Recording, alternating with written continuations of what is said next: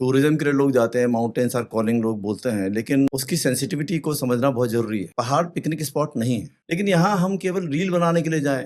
Massive मास tourism होता है, religion के नाम पे भी है, जैसे 4 धाम यात्राएं हैं। अब आबादी पहाड़ की जो हिल डिस्ट्रिक्ट हैं उसकी आबादी इतनी कम है, उससे जो है 2-3 गुना ज्यादा जो है टूरिस्ट वहाँ मई जून के महीने में जाता है। उस टूरिस्ट के जाने से उसको परेशानी है, इसलिए परेशानी है कि कौन उसमें इंफ्रास्ट्रक्चर पैदा करेगा वहाँ पर। क्या हमारे हिल्स में इतना बड़ा इंफ्रास्ट्रक्चर है? केदारनाथ जैसी जगह पे जहाँ एक समय में अगर 5,000 लोग चले जाए तो बहुत ज्यादा होगा, अति जिसे बोलना चाहिए। क्यों बोले आप पूरी बीमार होते जाओ और उसके बाद हमारी दवाई खाते जाओ। तो दवाई के नाम पे हम कह रहे हैं हम 4 धाम की सड़कें बना देंगे, हम रोपवे बना देंगे, हम टनल्स बना देंगे। ये सब आप पहाड़ का सीना चीर कर रहे हो ना। कोई बड़ी ताकत जो दुनिया की है वो प्रकृति को रोक नहीं सकती है। जो इस बार उत्तराखंड हिमाचल प्रदेश में हुआ है और पिछले सालों में भी हुआ है, वो एक वार्निंग है, नेचर्स वार्निंग टू पीपल कि भाई सुधर जाओ, start living in harmony with nature. प्रकृति पे जीतने की और वहां अपना झंडा फहराने की कोशिश मत करो, प्रकृति के सामने नतमस्तक रहो, क्योंकि ये प्रकृति ने नहीं किया। प्रकृति तो बोल रही है कि तुम सुधरो भाई। तुमको केदारनाथ में 5,000 से ज्यादा लोग मरे थे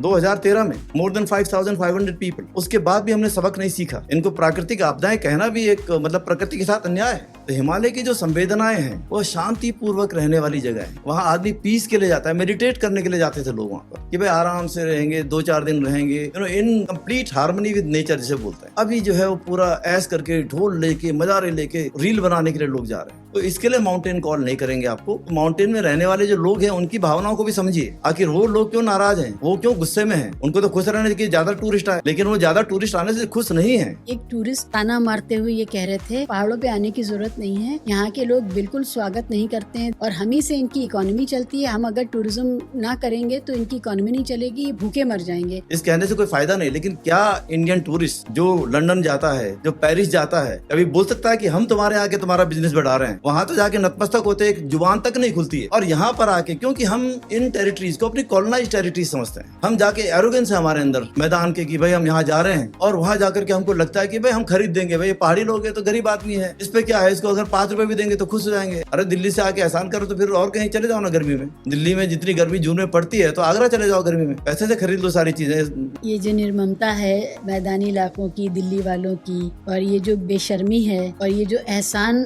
लादने की जो ये हरकत है, इसके लिए मैं माफ़ी मांगती हूँ अपने पहाड़ के भाइयों से कि हम लोग जाकर के आपके यहाँ एहसान नहीं कर रहे हैं, हम बोझ हैं आप पर। ये किसी भी राज्य के लिए, अब जैसे बिहार में भी है, मैं नहीं बोलता कि बिहार मेहनती राज्य है, मैं कैसे बोल दूंगा कि मैं तुम पे एहसान कर रहा हूँ आकर के। बिहार का आदमी हर जगह जा रहा है, मेहनत करता है, हर जगह का भारत तो का एक एहसास दिलाना लोगों को, मेहनत कश आदमी अपनी मेहनत से ही जिंदा है। अब उसको एहसास, उसको बार बार बुलाया जा रहा है कि तुम क्या हो जी, हमारे पास पैसा है, हम तुमको खरीद देंगे, हम आ रहे हैं, एहसान कर रहे हैं। अब मत आओ भैया। जब रोपवेज आ जाएंगे तो लोकल लोगों की कोई जरूरत भी नहीं है। वैसे भी जो है खाना बनाने के लिए भी आपको मैगी चाहिए, उस पर भी लोकल की किसी की जरूरत नहीं है। हम बोल रहे हैं कि पहाड़ में आके पहाड़ी खाना खाओ, पहाड़ के लोगों को मौका मिले। तो इस मास टूरिज्म का क्या फायदा जिससे हमारे को कोई फायदा नहीं हो रहा, नुकसान ही नुकसान होना। मतलब 2-4 लोगों को अगर आपने 1-2 लोगों को रख भी दिया, किसी को बड़े बड़े बिजनेस में कॉर्पोरेट में रखे, तो उससे आम रोजगार कितना पैदा हो रहा है? वो तो कोई पैदा नहीं हो रहा है। गंगा का पानी बेच रहे हैं लोग, ले लेके कंपनियां जो है पैकेजिंग कर रही हैं। इसीलिए जो है आज आप दिल्ली तक आते आते यमुना, आप अगर उसको वहां देखेंगे, उसका पानी में उसमें निर्मलता है, स्वच्छता है, तेजी है। नीचे आकर के हरियाणा के बाद तो क्या है, नाली बन गई। और अब यमुना में पानी कैसे होता है, इलाहाबाद जाते जाते यमुना में मिल जाती है चंबल नदी, और चंबल यमुना से करीबन 2 गुना से ज्यादा बड़ी है। And Chambal is a clean river. Clean river इसलिए है कि चंबल को ये माना जाता है धार्मिक तौर पे कि ये श्रापित नदी है, तो इसमें करोगे कुछ काम तो श्राप मिलेगा, तो इसके कारण से वो साफ है।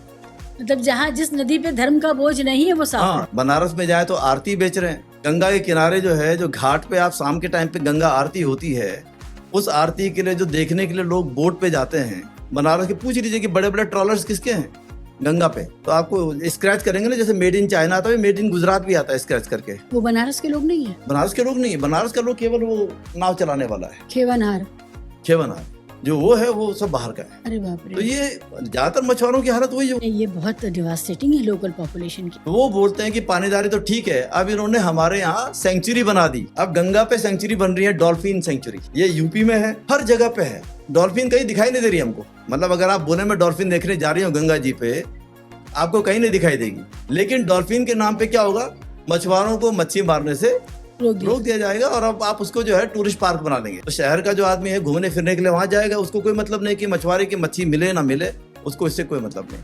वो मछली भी बाद में कॉर्पोरेट वाले सप्लाई कर देंगे मॉल्स मिला के। मैंने बिहार के अंदर जहाँ जो है गंगा और घाघरा का संगम होता है, उस 30 किलोमीटर के रेंज में कहीं पर भी आप चल नहीं सकते और मुंह बाहर निकाल के खड़े नहीं हो सकते। इतना डस्ट है पूरे लेयर में, क्योंकि इतने ट्रक्स हैं, सारे सैंड माफिया के ट्रक हैं। क्योंकि वहाँ 3 नदियां मिल रही हैं, घाघरा, गंगा और सोन नदी। तो सोन नदी की बालू जो है वो लाल वाली होती है।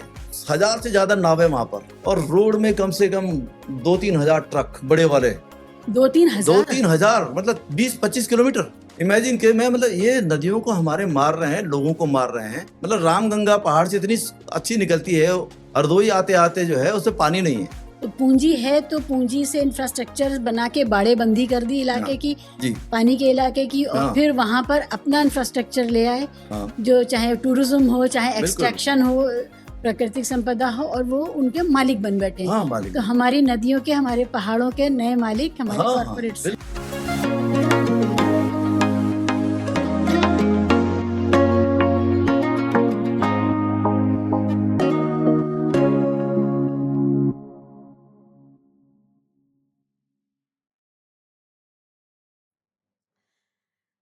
विद्या जी, बहुत बहुत स्वागत है किंतु परंतु पर।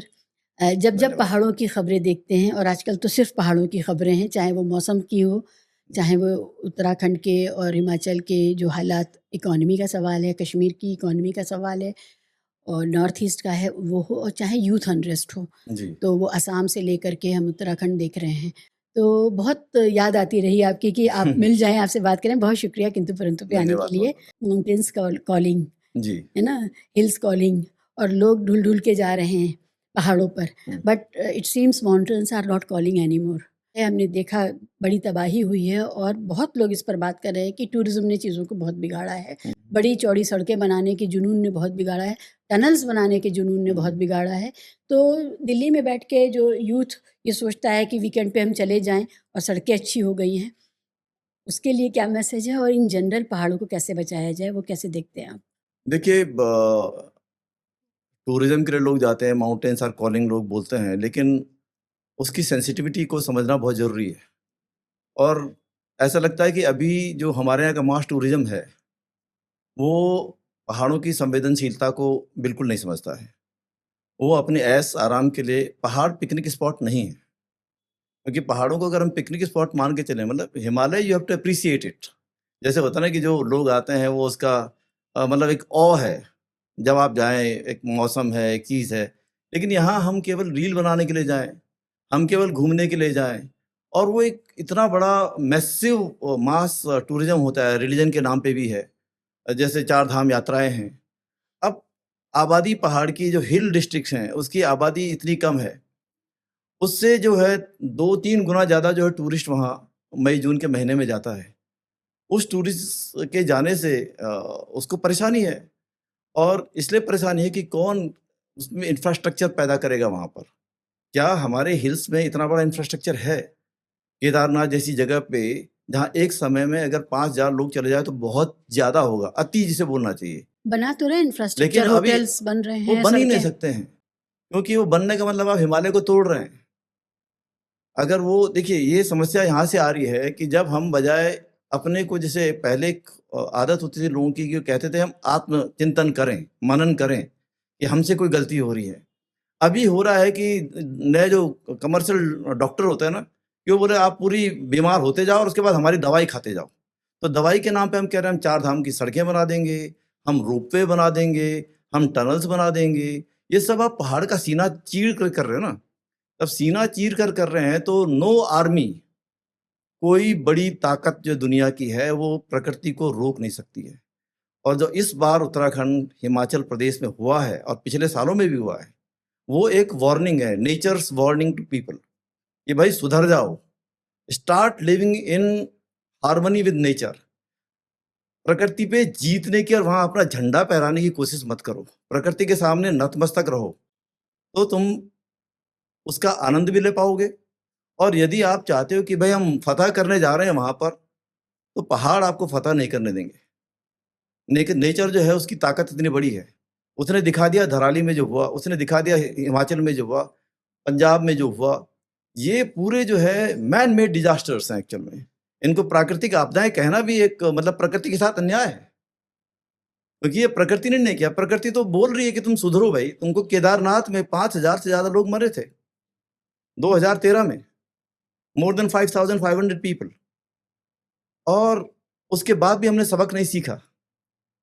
वो इको सेंसिटिव जोन्स हैं, वहां जाए तो अप्रिशिएट करने के लिए जाए कि भाई कोई भी ये थिंग ऑफ ब्यूटी जो जॉय फॉर एवर वो इतनी आसानी से नहीं मिलती है, तो उसमें जाए, उसको उसकी जो सेंटिमेंट्स हैं उसको समझे। वहाँ पानी की बोतल लेकर के, वहाँ दारू की बोतलें लेकर के जो हम पूरे जाते हैं, वहाँ जिस तरह से पूरा माहौल है, इतनी बड़ी संख्या में जो आबादी है उसके लिए इंफ्रास्ट्रक्चर कैसे बन सकता है पहाड़ों के अंदर। आज की डेट पे जो है 1 करोड़ लोग वहाँ जा रहा है। 1 करोड़ लोग जब केदारनाथ, बद्रीनाथ ये 4 जिलों में जाता है, उनकी आबादी खुद 1 करोड़ की नहीं है। उत्तराखंड की पूरी आबादी जो है वो करीबन 2 करोड़ से कम है, और मोर देन 60% आबादी जो है प्लेन्स के रीजन्स में है, देहरादून, हरिद्वार, शहीद उधम सिंह नगर। तो जो पहाड़ों के क्षेत्र है उनकी आबादी बहुत कम है, स्पार्स है। उस पहाड़ी आबादी के ऊपर इतना बड़ा बोझ, लोड, क्योंकि टूरिस्ट तो सब बद्रीनाथ, केदारनाथ, गंगोत्री और यमुनोत्री जाता है ना। आप देखिए कि पूरे 15 किलोमीटर के रूट पे जो है एक के ऊपर एक लोग चढ़े हुए हैं, और फिर डिमांड करते हैं कि साहब यहाँ पानी क्यों नहीं मिल रहा है, यहाँ 50 रुपए की बोतल क्यों मिल रही है, और तुमको जो कंधे में लेके आदमी जाता है 15 किलोमीटर कैसे चढ़ता है। तो एक जो है माउंटेन कॉलिंग को रोमांटिसाइज करने की जरूरत नहीं है। जो रोमांटिसाइज हुआ तो उसका कमर्शलाइजेशन हुआ, कि हम चाहते हैं कि हमको सब ऐश आराम जो है वो दिल्ली में जो हमारे घर में है, वो जो है वो केदारनाथ में भी वैसे ही मिल जाए। मतलब थोड़ा सी तो पैदल चलो भाई। हम पहले जमाने में बोलते थे ना कि वैष्णवी देवी जाते हैं तो हम पैदल चल के जाएंगे भाई, खूब एक आनंद भी आएगा, हमारे भी बॉडी कुछ हिलेगी, कुछ जाएगी। अब शरीर ने काम करना बिल्कुल बंद कर दिया, तो हम बिल्कुल अपने कंधे पे लाद के जा रहे हैं दूसरे आदमी के। हम घोड़े खच्चरों पे जा रहे हैं, अब हेलीकॉप्टर भी जा रहे हैं, अब कह रहे हैं रोपवे भी बनाएंगे। आप मतलब इतना आराम तलब करना चाहते हैं कि बिल्कुल ऐसो आराम का पिकनिक स्पॉट उनको बनाना चाहते हैं। तो हिमालय की जो संवेदनाएं हैं वो शांति पूर्वक रहने वाली जगह है। वहाँ आदमी पीस के लिए जाता है, मेडिटेट करने के लिए जाते थे लोग वहाँ पर, कि भाई आराम से रहेंगे, 2-4 दिन रहेंगे, in complete harmony with nature जिसे बोलते हैं। अभी जो है वो पूरा ऐश करके ढोल लेके मजारे लेके रील बनाने के लिए लोग जा रहे हैं। तो ये पहले हमको सोचना पड़ेगा कि हम उत्तराखंड को किस तौर पे देखना चाहते हैं, इन क्षेत्रों को कम से कम, जो हमारे मतलब हजारों साल से मतलब जब अंग्रेज भी यहाँ पर आए तो उन्होंने कहा था कि बद्रीनाथ, केदारनाथ या गंगोत्री, यमुनोत्री जो है वो एक्चुअली में like Vatican for Christian, they are for Hindus. तो अब जो आपके जो धर्म स्थल हैं, अगर आप उनको इज्जत और सम्मान ही नहीं करना चाहते हैं, आप उसको पिकनिक स्पॉट में कन्वर्ट करना चाहते हैं, तो ये एक बहुत खतरनाक बात है। तो इसके लिए माउंटेन कॉल नहीं करेंगे आपको, क्योंकि माउंटेन अगर आप चाहते हैं इसको कि भाई माउंटेन कॉलिंग, तो माउंटेन में रहने वाले जो लोग हैं उनकी भावनाओं को भी समझिए। आखिर वो लोग क्यों नाराज हैं, वो क्यों गुस्से में हैं? उनको तो खुश रहना चाहिए कि ज्यादा टूरिस्ट आए, लेकिन वो ज्यादा टूरिस्ट आने से खुश नहीं है। मैंने एक रील देखी जिसमें एक टूरिस्ट ताना मारते हुए ये कह रहे थे कि भैया यहाँ पहाड़ों पे आने की ज़रूरत नहीं है, यहाँ के लोग बिल्कुल स्वागत नहीं करते हैं, दे आर नॉट वेलकमिंग, और हम ही से इनकी इकोनॉमी चलती है। हम अगर टूरिज़्म ना करेंगे तो इनकी इकोनॉमी नहीं चलेगी, ये भूखे मर जाएंगे, और ये हम ही से इस तरह से दुर्व्यवहार कर रहे हैं। तो यहाँ पर कुछ भी आके ख़रीदने की ज़रूरत नहीं, यहाँ आने की ज़रूरत नहीं, अपना लेके आओ और इनकी इकोनॉमी को सुदृढ़ मत करो। ये एक प्लेन्स का टूरिस्ट कह रहा था नाराज़गी में, जो अब आप बात कह रहे हैं मैं उसको रिलेट कर पा रही हूँ। नहीं, बिल्कुल देखिए, ये बात है कि बहुत से लोग जब केदारनाथ जाते हैं और इधर भी गंगोत्री, यमुनोत्री में जाते हैं, तो उनकी बहुत शिकायतें हैं कि यहाँ पर ये पानी की बोतल इतनी महंगी है, यहाँ पर ये इतना महंगा है, लोग ऐसे हैं, दुनिया भर की शिकायतें होती हैं। आपके घर की सुविधाएं यहाँ नहीं मिल सकती हैं, पहली बात तो ये है। दूसरी बात जो है, ये बहुत आसानी से कह दिया जाता है कि साहब हम नहीं करेंगे तो तुम भूखे मर जाओगे, तो क्या करेंगे? तो हम भी बोलेंगे हम भाई, अब देश की सीमा है, हम इस देश का 60-80% पानी पहुंचा रहे हैं, हम बंद कर देंगे तो क्या होगा? तो ये फिजूल की बातें हैं, इस कहने से कोई फायदा नहीं। लेकिन क्या इंडियन टूरिस्ट जो लंदन जाता है, जो पेरिस जाता है, कभी बोल सकता है कि हम तुम्हारे आके तुम्हारा बिजनेस बढ़ा रहे हैं? अंग्रेजों वहां तो जाके नतमस्तक होते, एक जुबान तक नहीं खुलती है। और यहाँ पर आके, क्योंकि हम इन टेरिटरीज को अपनी कॉलोनाइज टेरिटरीज समझते हैं, हम जाके एरोगेंस है हमारे अंदर मैदान के कि भाई हम यहाँ जा रहे हैं, और वहां जाकर के हमको लगता है कि भाई हम खरीद देंगे, भाई ये पहाड़ी लोग हैं तो गरीब आदमी है, इस पे क्या है, इसको अगर 5 रुपए भी देंगे तो खुश हो जाएंगे। ऐसा कोई है? आत्म स्वाभिमानी होता है पहाड़ का आदमी, कहीं का भी हो, वो देश की सीमा पे सबसे ज्यादा फौजी भेजता है, वो देश की सीमाओं की सुरक्षा कर रहा है, चाहे वो लेह लद्दाख के लोग हों, चाहे उत्तराखंड के लोग हों, चाहे हिमाचल के लोग हों। सबसे ज्यादा जो भारतीय सेना में, भारतीय अर्धसैनिक बलों में हम लोग हैं। और हमारा बॉर्डर सबसे सेंसिटिव बॉर्डर है, चाइना का बॉर्डर है, जहां पर जो है मुंह बाय आपका दुश्मन खड़ा है। और उस जगह पे भी जाके आप उन संवेदनाओं को नहीं समझते और सोचते हैं कि लोग को आप खरीद देंगे छोटी छोटी चीजों से। और वहां पर आप चाहते हैं कि पूरा ऐसा इंफ्रास्ट्रक्चर हो जाए कि 5 स्टार होटल बन जाए, ताकि आप जाकर के वहां रील बनाओ और नदी किनारे जाके अपने प्रवचन दीजिए। ये नहीं होना चाहिए, ऐसा विकास नहीं चाहिए हमको। हम जो बिना विकास के हैं वही ठीक है। आराम से लोग थे, पहले भी रहते थे, प्यार से रहते थे, एक दूसरे को जानते थे, और हमारे घरों में कभी ताले नहीं लगते थे। आज भी पहाड़ के कई गांव में जब वो माइग्रेट होते हैं विंटर में, ताले नहीं होते हैं, आप जाकर के लोग रह लेते हैं वहां पर। इवन टुडे आई कैन अच्छा, से दिस थिंग, अभी भी ऐसा अभी है? भी ऐसे हैं। अभी भी जो अभी सर्दियां पड़ेंगी, हम्म, देखिए हमारा पूरा जो नेटिव सिस्टम है बहुत डिफरेंट है उत्तराखंड में। हमारे जितने देवी देवता हैं वो नेटिव हैं, उनको आप नेशनलाइज कर दो वो बात दूसरी है। बद्री केदार से लेके सारे सारे देवता जो है उनकी विंटर सीट दूसरी है और समर सीट दूसरी है। अभी जो जिसको हम बोलते हैं चार धाम की जो यात्राएं चलती हैं, ये उनकी समर लोकेशंस हैं। और ये अब जैसे ही यहाँ पर जैसे भैया दूज के बाद जो है, दिवाली के बाद मोस्टली जो है ये सब धाम कपाट बंद होते हैं। विंटर में जो है पूरे गॉड्स एंड गॉडेसेस जो भी हैं वो जो है शिफ्ट होते हैं अदर प्लेसेस में, जो उनकी विंटर अबोर्ड हैं। और पूरी मतलब यात्रा होती है, लोकल जो ट्रेडिशंस हैं उससे पूरी धूमधाम से जो होती है, आते हैं लोग और gods are shifted. So migrant gods है हमारे यहाँ। ऐसा नहीं है कि एक जगह में बैठ गया तो हो गया। और उनकी उनकी पूरी सिस्टम जो है, जो बना रहता है चीजें, वो बिल्कुल जो प्राचीन हमारी शैली है अपनी, वो आपको उत्तर प्रदेश की शैली नहीं मिलेगी, वो बिहार की नहीं मिलेगी, वो पंजाब की नहीं मिलेगी। हमारा अपना एक सिस्टम रहा है। और हमारे यहाँ तो पत्थर छोटे छोटे, हल्का चीज भी जो है भगवान है। उसके लिए कोई बहुत बड़ा महल बनाने की जरूरत नहीं है। जो हमको अब लगता है कि जैसे यहाँ बन रहे हैं बड़ा भारी का अक्षरधाम बन गया, तो सोचते हैं कि एक पहाड़ में भी अक्षरधाम बना दें। हमको उतने बड़े महल नहीं चाहिए भगवानों के। हमारे भगवान जो है नेटिव्स हैं, वो नेटिव होते थे, उनके साथ हम तू से बात कर सकते हैं, बैठते हैं, सवाल पूछ सकते हैं। That is how the customs are there. ये जी, पहाड़ों में आके जब आप कोई सिस्टम आएंगे, कुछ चीजों को देखेंगे, तो तब लोग बात करते हैं। बीमार हो गया या कुछ हो गया तो बोलेगा कि तूने, मैंने ये चढ़ाया था, तुमने ये नहीं किया। तो देवी देवता आते हैं लोगों में। जैसे भी आप देखें देहरादून में प्रोटेस्ट चल रहे हैं, वहां पर भी लोग जब आते हैं तो उनके अंदर एक स्पिरिट आ जाती है। That is a typical Uttarakhand spirit, they are not psychological thing जो कई लोग बोल सकते हैं। वो आप कहीं भी जाएंगे पहाड़ों में हर जगह है। और नेटिव गॉड्स ही आते हैं, नाग देवता और ऐसी देवी, भगवती, ऐसे। आप कह रहे हैं आपके गॉड नेटिव्स हैं, तो ये जो ये हिंदू गॉड्स हैं और जो बाकी के हिंदू गॉड्स हैं, राम कृष्ण, ये पहाड़ों के गॉड्स नहीं हैं, क्या है ये बताएं नहीं थोड़ा नहीं, मुझे। रामकृष्ण ऐसा नहीं है। देखिए गॉड ये नेटिव नॉर्मली, गॉड क्या होता है, नेटिव कॉन्सेप्ट जैसे क्या है? हमारे यहाँ जो शिवा जो थे, शिव जो थे, वो पहाड़ों के गॉड्स थे। मतलब पहाड़ों को बोलते हैं कि वो लैंड ऑफ, एक प्रकार से पशुपालकों की जमीन थी। अच्छा, उत्तराखंड का जो पूरा नेटिव उत्तराखंड जो है, उसमें सब लोग खास करके भेड़ पालक थे वहां पर ज्यादा।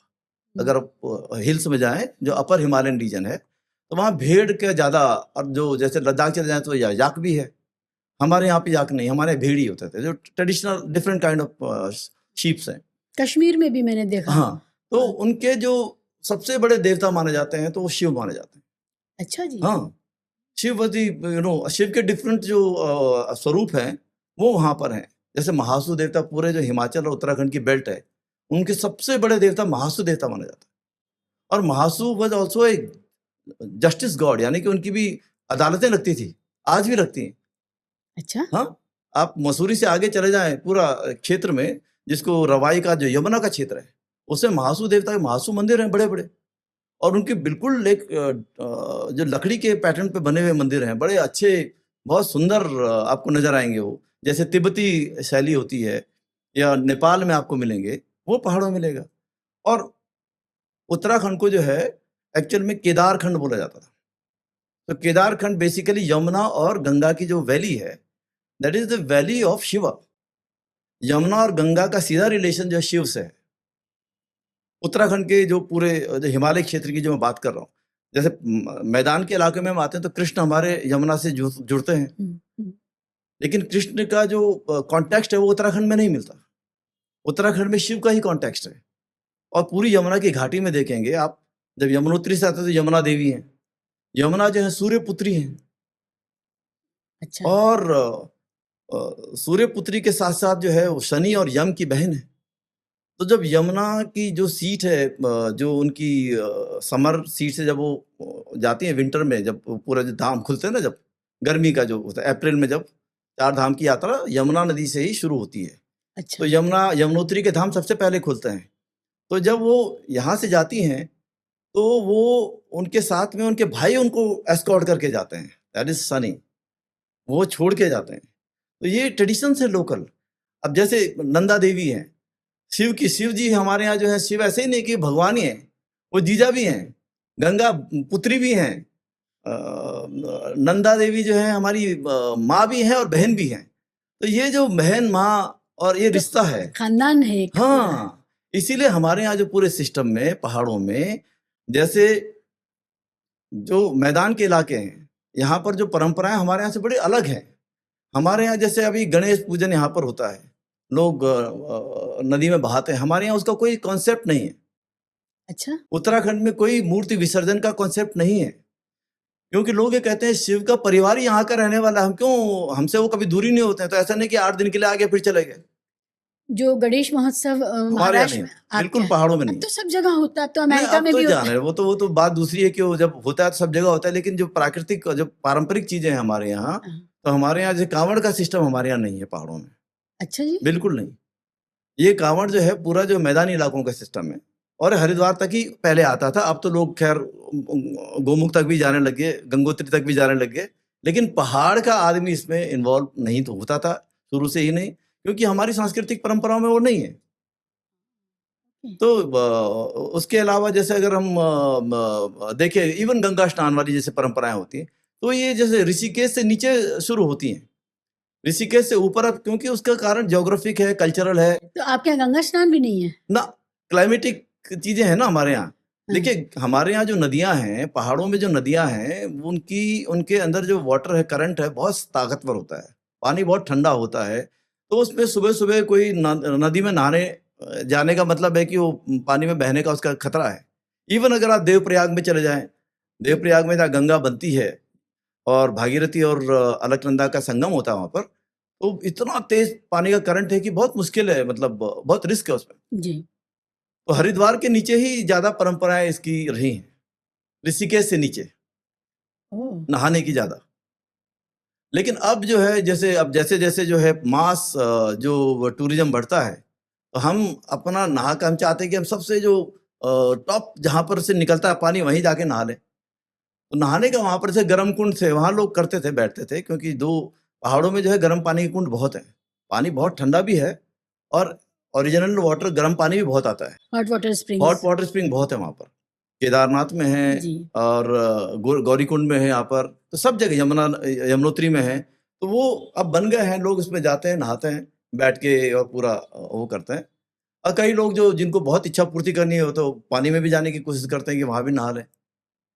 तो मगर ये पहाड़ी के ट्रेडिशन नहीं ना है ना ना, गंगा पहाड़ी की ट्रेडिशन, जो। हम तो पानी को छिड़क दें वही हमारा पवित्र माना जाता है। हर घर में गंगा है, हर घर में जो है गंगा का हमारे साथ में रिश्ता है, मतलब रिश्ता ऐसा है कि बहुत ज्यादा है, लोग पूजा करते हैं जा करके।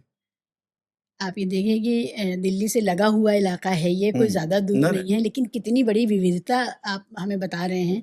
और ये हिंदू ही धर्म की विविधताओं में से एक विविधता जी है। जी जी बिल्कुल, इसको भी हिंदू धर्म ही कहेंगे। हाँ बिल्कुल हिंदू धर्म है, बिल्कुल। और वहाँ वहाँ के भगवान उनके अपने, वहाँ की देवियाँ उनकी अपनी, और यहाँ के जो भगवान और देवता हैं और सब हैं, वो उनका कंसंट्रेशन सारा मैदानी इलाकों में है। हाँ नहीं नहीं, ऐसा नहीं है कि लोग राम या इनके, हम लोग बचपन में रामलीलाएं हमारे पहाड़ में बहुत होती हैं। हमारे यहाँ दुर्गा पूजा का इतना कॉन्सेप्ट नहीं था, रामलीलाओं का बहुत कॉन्सेप्ट आज भी है। 12 दिन 15 दिन होती हैं, और बहुत ज्यादा, मतलब और उसमें भी हर जगह पे अलग अलग है।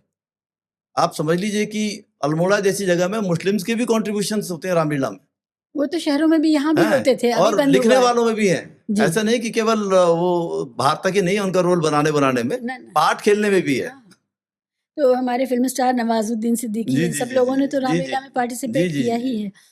और हम सब लोगों ने कभी ना कभी स्कूल में रामलीला, हाँ मतलब वो किसी न किसी रामायण के किसी सीन का मंचन का हिस्सा हम रहे हैं। हाँ, तो उस तो सेंस में मतलब ये है कि उत्तराखंड में रामलीलाएं, मतलब जब से मैं पैदा हुआ तो बचपन से मैंने रामलीलाओं में बहुत देखा है और होती अभी मैं भी। पढ़ रही थी कहीं कि 1700 समथिंग करके 1715 में या ऐसा रामलीला की शुरुआत हुई है। अच्छा मुगल काल में, लेट अच्छा अच्छा मुगल काल में ही अच्छा रामलीला, उससे पहले रामलीला का कोई मंचन नहीं होता था।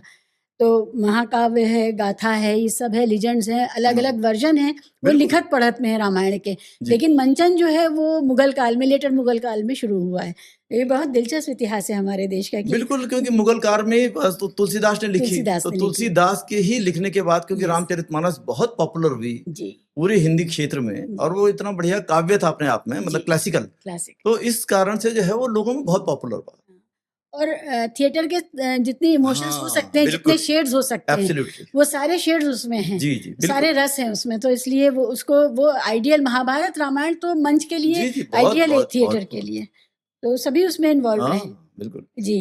अ, तो टूरिज्म को हम इस तरह से बांट सकते हैं कि एक तो धार्मिक टूरिज्म है जिसका बोझ है, जी एक जो नॉन धार्मिक है, जो लोग इसलिए रील बनाने के लिए, अब तो नया मसला एक रील का आ गया। और इसके अलावा मैं अपने बड़ों से सुनती हूँ कि जब से ये ईज़ी गाड़ियाँ आ गई, अच्छी गाड़ियाँ आ गई, हम्म, और गाड़ियों ने लोगों को वहाँ पहुँचा दिया। पहले की जो हाँ जी गाड़ियाँ हाँ थी जी वो इतनी हिल्स फ्रेंडली नहीं नहीं होती जाती थी। थी नहीं जाती लोग थी डरते थे अपनी और गाड़ियाँ कम भी थी, इतने सबके पास थी भी नहीं, कम परिवारों के पास थी, छोटे शहर थे, स्कूटर और साइकिल पे लोग जी चलने जी में भी कोई बुराई नहीं समझते थे। जी जी जब से ये गाड़ियाँ आ गई तब से पहाड़ों पर हाँ बहुत बोझ बढ़ गया। ऐसे ही है ना? ये गाड़ियों के अलावा जो रोड जब ज्यादा बढ़ गई है, चौड़ी हो गई है, चौड़ाकरण के नाम पे बहुत हुआ, हुँ, तो मतलब ठीक है रोड बननी चाहिए तो उसमें कोई आपत्ति नहीं है। दूसरी चीज ये भी है कि क्योंकि ये बॉर्डर एरिया है, तो बॉर्डर एरिया के कारण से जो था सेना के जो साजो सामान के हिसाब से भी वहाँ बननी है, तो वो जेन्युइन है कि सड़कें बननी चाहिए। कितनी बननी चाहिए, कितनी चौड़ाई होनी चाहिए, ये तो वही विशेषज्ञ बताए। कई विशेषज्ञों ने इस पे सवाल खड़े किए थे, लेकिन फौज की जो नीड्स हैं वो भी एक इसेंशियल नीड है, तो उसको तो नहीं मना कर सकते कि भाई, क्योंकि वो हमारा सीमावर्ती क्षेत्र है और वहाँ कई इलाकों में अभी भी जाने में बहुत वो है, परेशानी होती है। लेकिन अब क्या है कि बहुत सी चीज़ें, और आपने पचासों चीज़ें जोड़ने लगे हैं। एक रोड इधर निकल गई, उसके बाद से रेलवे का भी बन गया, उसके बाद से हेलीकॉप्टर भी बन रहे हैं, रोपवेज भी आ रहे हैं, और एक प्रकार से सेना के लिए तो जो नेसेसिटी है वो है ही है, लेकिन आप सेना से ज़्यादा आप यूज़ कर रहे हैं। आप जो है उसको मास टूरिज्म का आपने उसको बना दिया, तो उसका एक नतीजा ये होता है कि न केवल ये कि टेम्परेचर बढ़ेगा, अब बहुत ज़्यादा जब आपने मिट्टी खोदी, वो मिट्टी फेंकी सब जगह, तो और लोग जितने आ रहे हैं, तो उसका क्लाइमेट पे असर तो पड़ रहा है। और जो मैं बार-बार बोल रहा हूँ कि जैसे केदारनाथ जैसी जगह है, जो भी है, छोटी-छोटी जगह हैं, इनकी आबादी अपने आप में जो है 1000-2000 की होती है। जैसे मैं एक छोटे से कस्बे से आता हूँ, जो कोटद्वार और लैंसडाउन के बीच में दुगड्डा नाम है उसका। उसकी आबादी जब मैं छोड़ा था 80 के दशक में, उस समय 2-3 हज़ार की मुझे नहीं लगता कि आज भी वो 3 हज़ार से ज़्यादा आबादी उसकी होगी। वो उत्तर प्रदेश जब होता था, तो सबसे छोटी म्युनिसिपैलिटी होती थी, नगर पंचायत में। और आज भी है। तो पहाड़ों में ऐसी है 1000, 2000, 500, कई जगह 50। और जो मेरा ट्रेडिशनल गाँव है, वहाँ की पूरी आबादी जो है 20 लोग नहीं है, 20 परिवार नहीं है। मैंने भी आते-जाते देखा है, गाँव के एक छोटी-सी पट्टी पर लिखा होता है हुँ। गाँव का नाम जी। और आबादी, कुल हाँ। संख्या, कितने हाउसहोल्ड हैं। जी। उसमें एक गाँव में 68 लोग हाँ थे। जी, हाँ जी। बिल्कुल, बिल्कुल। मतलब टोटल 68 लोगों का गाँव था वो। बिल्कुल। तो आप सही कह रहे हैं, पहाड़ों पर ये बात है कि बहुत स्पार्स है पॉपुलेशन। और ये जो, क्या मैं कहूँ, मैं बहुत अपराधी खुद भी महसूस कर रही हूँ। अब तो मैं नहीं जाती बहुत सालों से उत्तराखंड और हिमाचल के पहाड़ों पर, लेकिन हर जगह आप देखिए वो नूडल्स के पैकेट, हुँ। बियर की बॉटल्स, कैन्स और चिप्स के पैकेट, ये कोई पहाड़ हमारा बचा नहीं। दूर ऊपर तक चले जाइए तो भी लगता है कि नहीं, मैंने तो बहुत देखा ये, जैसे ऐसा मतलब लगता है कोई यहाँ से कूड़ा ले जाके वहाँ डाल आया है, इतना कूड़ा वहाँ दिखता नहीं, है। ये बहुत बहुत ज़्यादा दुखद है, क्योंकि जब आप गौमुख की यात्रा करते हैं, तो गंगोत्री में जो है फॉरेस्ट डिपार्टमेंट का बना हुआ है। उसमें बाकायदा नोट कराया जाता है कि आपके पास कितने बैग हैं। जैसे एक बैग है, 2 बैग है, तो उसमें ये भी नोट करते हैं कि कितने रैपर्स हैं, आपके बिस्कुट के पैकेट कितने हैं, और वो नोट करता है वहाँ पर, और वापस लाने पे आपको वो करना पड़ता है। लेकिन लोग उसको भी कंसील करके जाते हैं, क्योंकि ऊपर भी कूड़ा फेंकने का है। जी। और मैं ये कह रहा हूँ कि जब आप यहाँ पर आ रहे हैं, मतलब प्रकृति हमारी सबसे बड़ी भगवान है, और हमारे सब जो गॉड हैं वो सब प्रकृति वाले हैं। तो आप अगर उनको प्रसन्न करने के लिए आ रहे हैं, तो कम से कम उस नदी को, जिसको हम माता बोलते हैं, वहाँ कूड़ा मत फेंकिए। उस माउंटेन में जहाँ आप जा रहे हैं, उसको, उसकी, वही मैं बोल रहा हूँ बार-बार कि उसकी संवेदनशीलता को, कि मैं इसको 2 तरीके से देखता हूँ। कई लोग इसको बोलते हैं कि साहब आज के दौर में जो है, जब पूंजीवाद का दौर है, तो उनके लिए जो है ये सब एक्सट्रैक्शन की चीज़ें हो गई हैं कि यहाँ से जितना खींच सको, मुनाफ़ा कमा सको। मैं बोलता हूँ कि हिमालय हो और हमारी नदियाँ, गंगा है, यमुना है, जो भी नदियाँ हैं, हिमालय और उसकी नदियाँ जो हैं, वो हमारे लिए जो है मुनाफ़ाखोरी का साधन नहीं होना चाहिए। वो हमारी हेरिटेज है भई, वो मेरी संस्कृति है, गंगा संस्कृति बनाती है। वो भारत के पूरे हिमालय से लेके और पूरा, अगर आप कलकत्ता तक और उसके बाद सुंदरबन तक और उसके बाद बांग्लादेश भी जाएँ, तो एक पूरी संस्कृति है उसमें। और उस संस्कृति को खत्म करने का कोई अधिकार नहीं हमको। ये जनता की जन जिसे बोलते हैं कि एक रियल सेंस में बोले तो लोगों का जो अधिकार है, लोग उस पे निर्भर हैं और लोग उसको प्रोटेक्ट करते हैं। यही पहले होता था पहाड़ों के अंदर। पहाड़ों में लोगों ने नदी की पूजा भी की, नदी पे डिपेंड भी रहे, लेकिन उसको खत्म नहीं किया। आज जो हो रहा है पूरा कंट्रोल करने की जो हो रहा है, उसी के लिए तहत ये टूरिज्म और सारी चीज़ें हो रही हैं, ताकि पूरा एक नियंत्रण हो सके। आपने गंगा का ज़िक्र किया। गंगा के किनारे की संस्कृति में एक ख़ास तरह का एक्सट्रैक्शन, प्रॉफ़िट एक्सट्रैक्शन है, जो ब्राह्मणिज़्म से जुड़ा हुआ है, और ये बहुत एविडेंट है। और मुझे ये भी लगता है कि वो किसी और समाज को वहाँ पर पैर पसारने भी नहीं देंगे या जमने नहीं देंगे, क्योंकि वो उनका एकाधिकार है।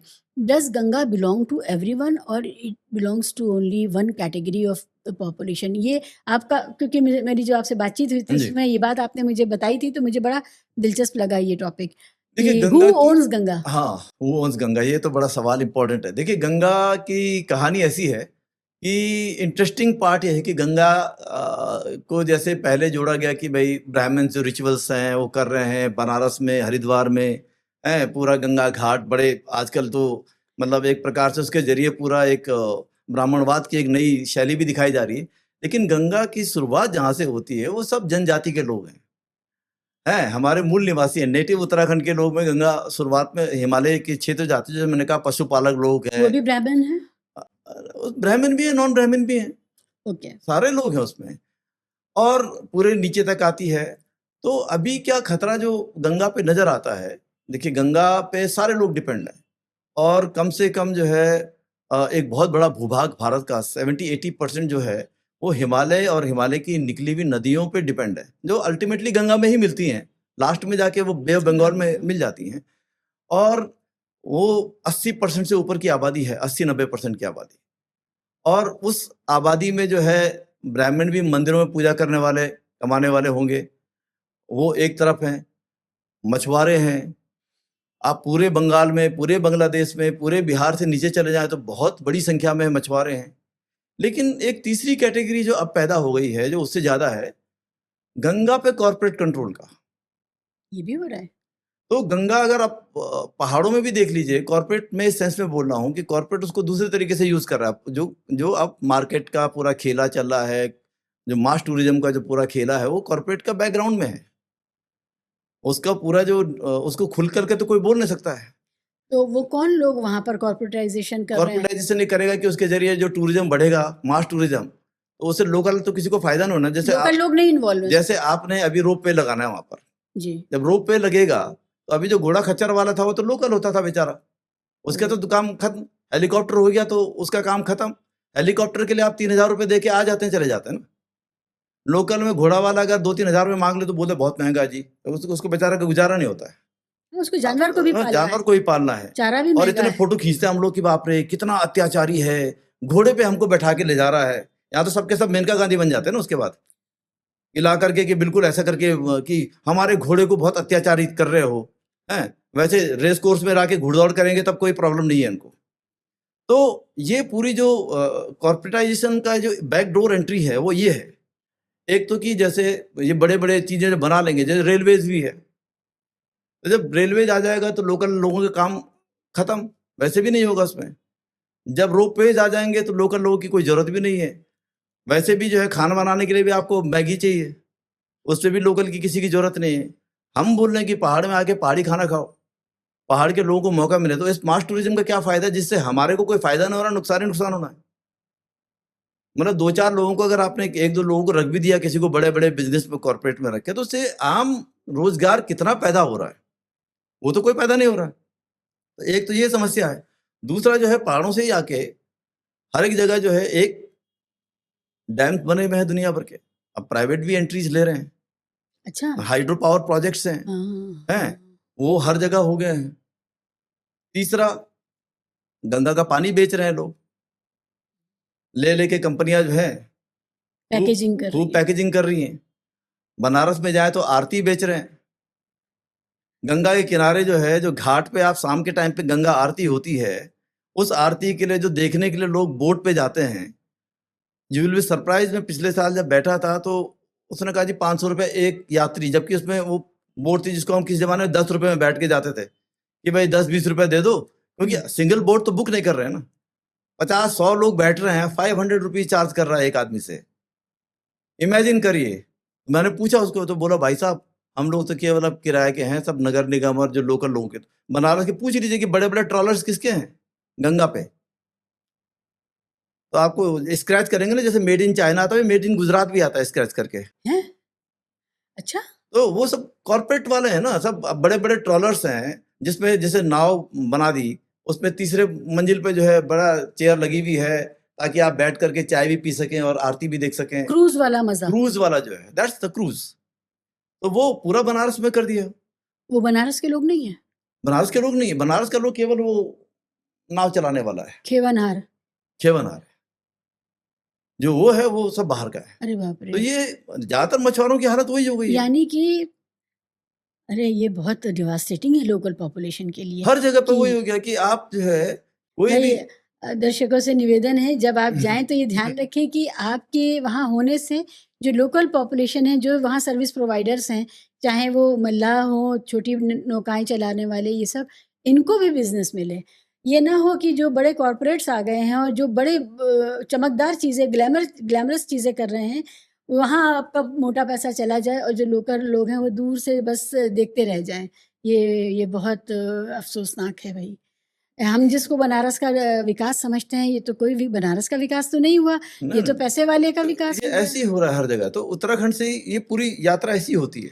तो नीचे आओ, तो दूसरी चीज़ जो मैं बोल रहा हूँ, कैसे पॉलिटिशियन उसको यूज़ कर रहा है, कि नदियों को जो है खनन माफिया एक हो गया। हुँ। आप पहाड़ों में तो पत्थर आता है, तो आप देखिए कि अपर हिमालयन रीजन से ही अब जो है नदियों में जो है, आपने अभी एक वीडियो देखा होगा यमुना में, जब ये पूरी बाढ़ आई, देहरादून की जो पूरी अभी स्टोरी आई होगी, तो यमुना का जो एक टोंस के साथ में संगम होता है, कालसी एक जगह है। कालसी जो है वो प्लेन है, मतलब देहरादून से करीबन 35-40 किलोमीटर पे होगा, और विकास नगर उसके बाद यमुना जो है हिमाचल में प्रवेश करती है पोंटा साहिब में। और बहुत थोड़ी-सी उसका पोंटा साहिब में बहुत कम वो है, उसके बाद वो फिर हरियाणा, यूपी होते हुए निकलती है। तो एक वीडियो आया कि वहाँ पर उसमें बाढ़ आई और वो पूरा का पूरा ट्रैक्टर, ट्रॉली सब बह गया, और उसमें लोग भी थे वो भी बह गए। मेरे ख्याल से 10-12, उसका पूरा फिगर्स भी नहीं आए।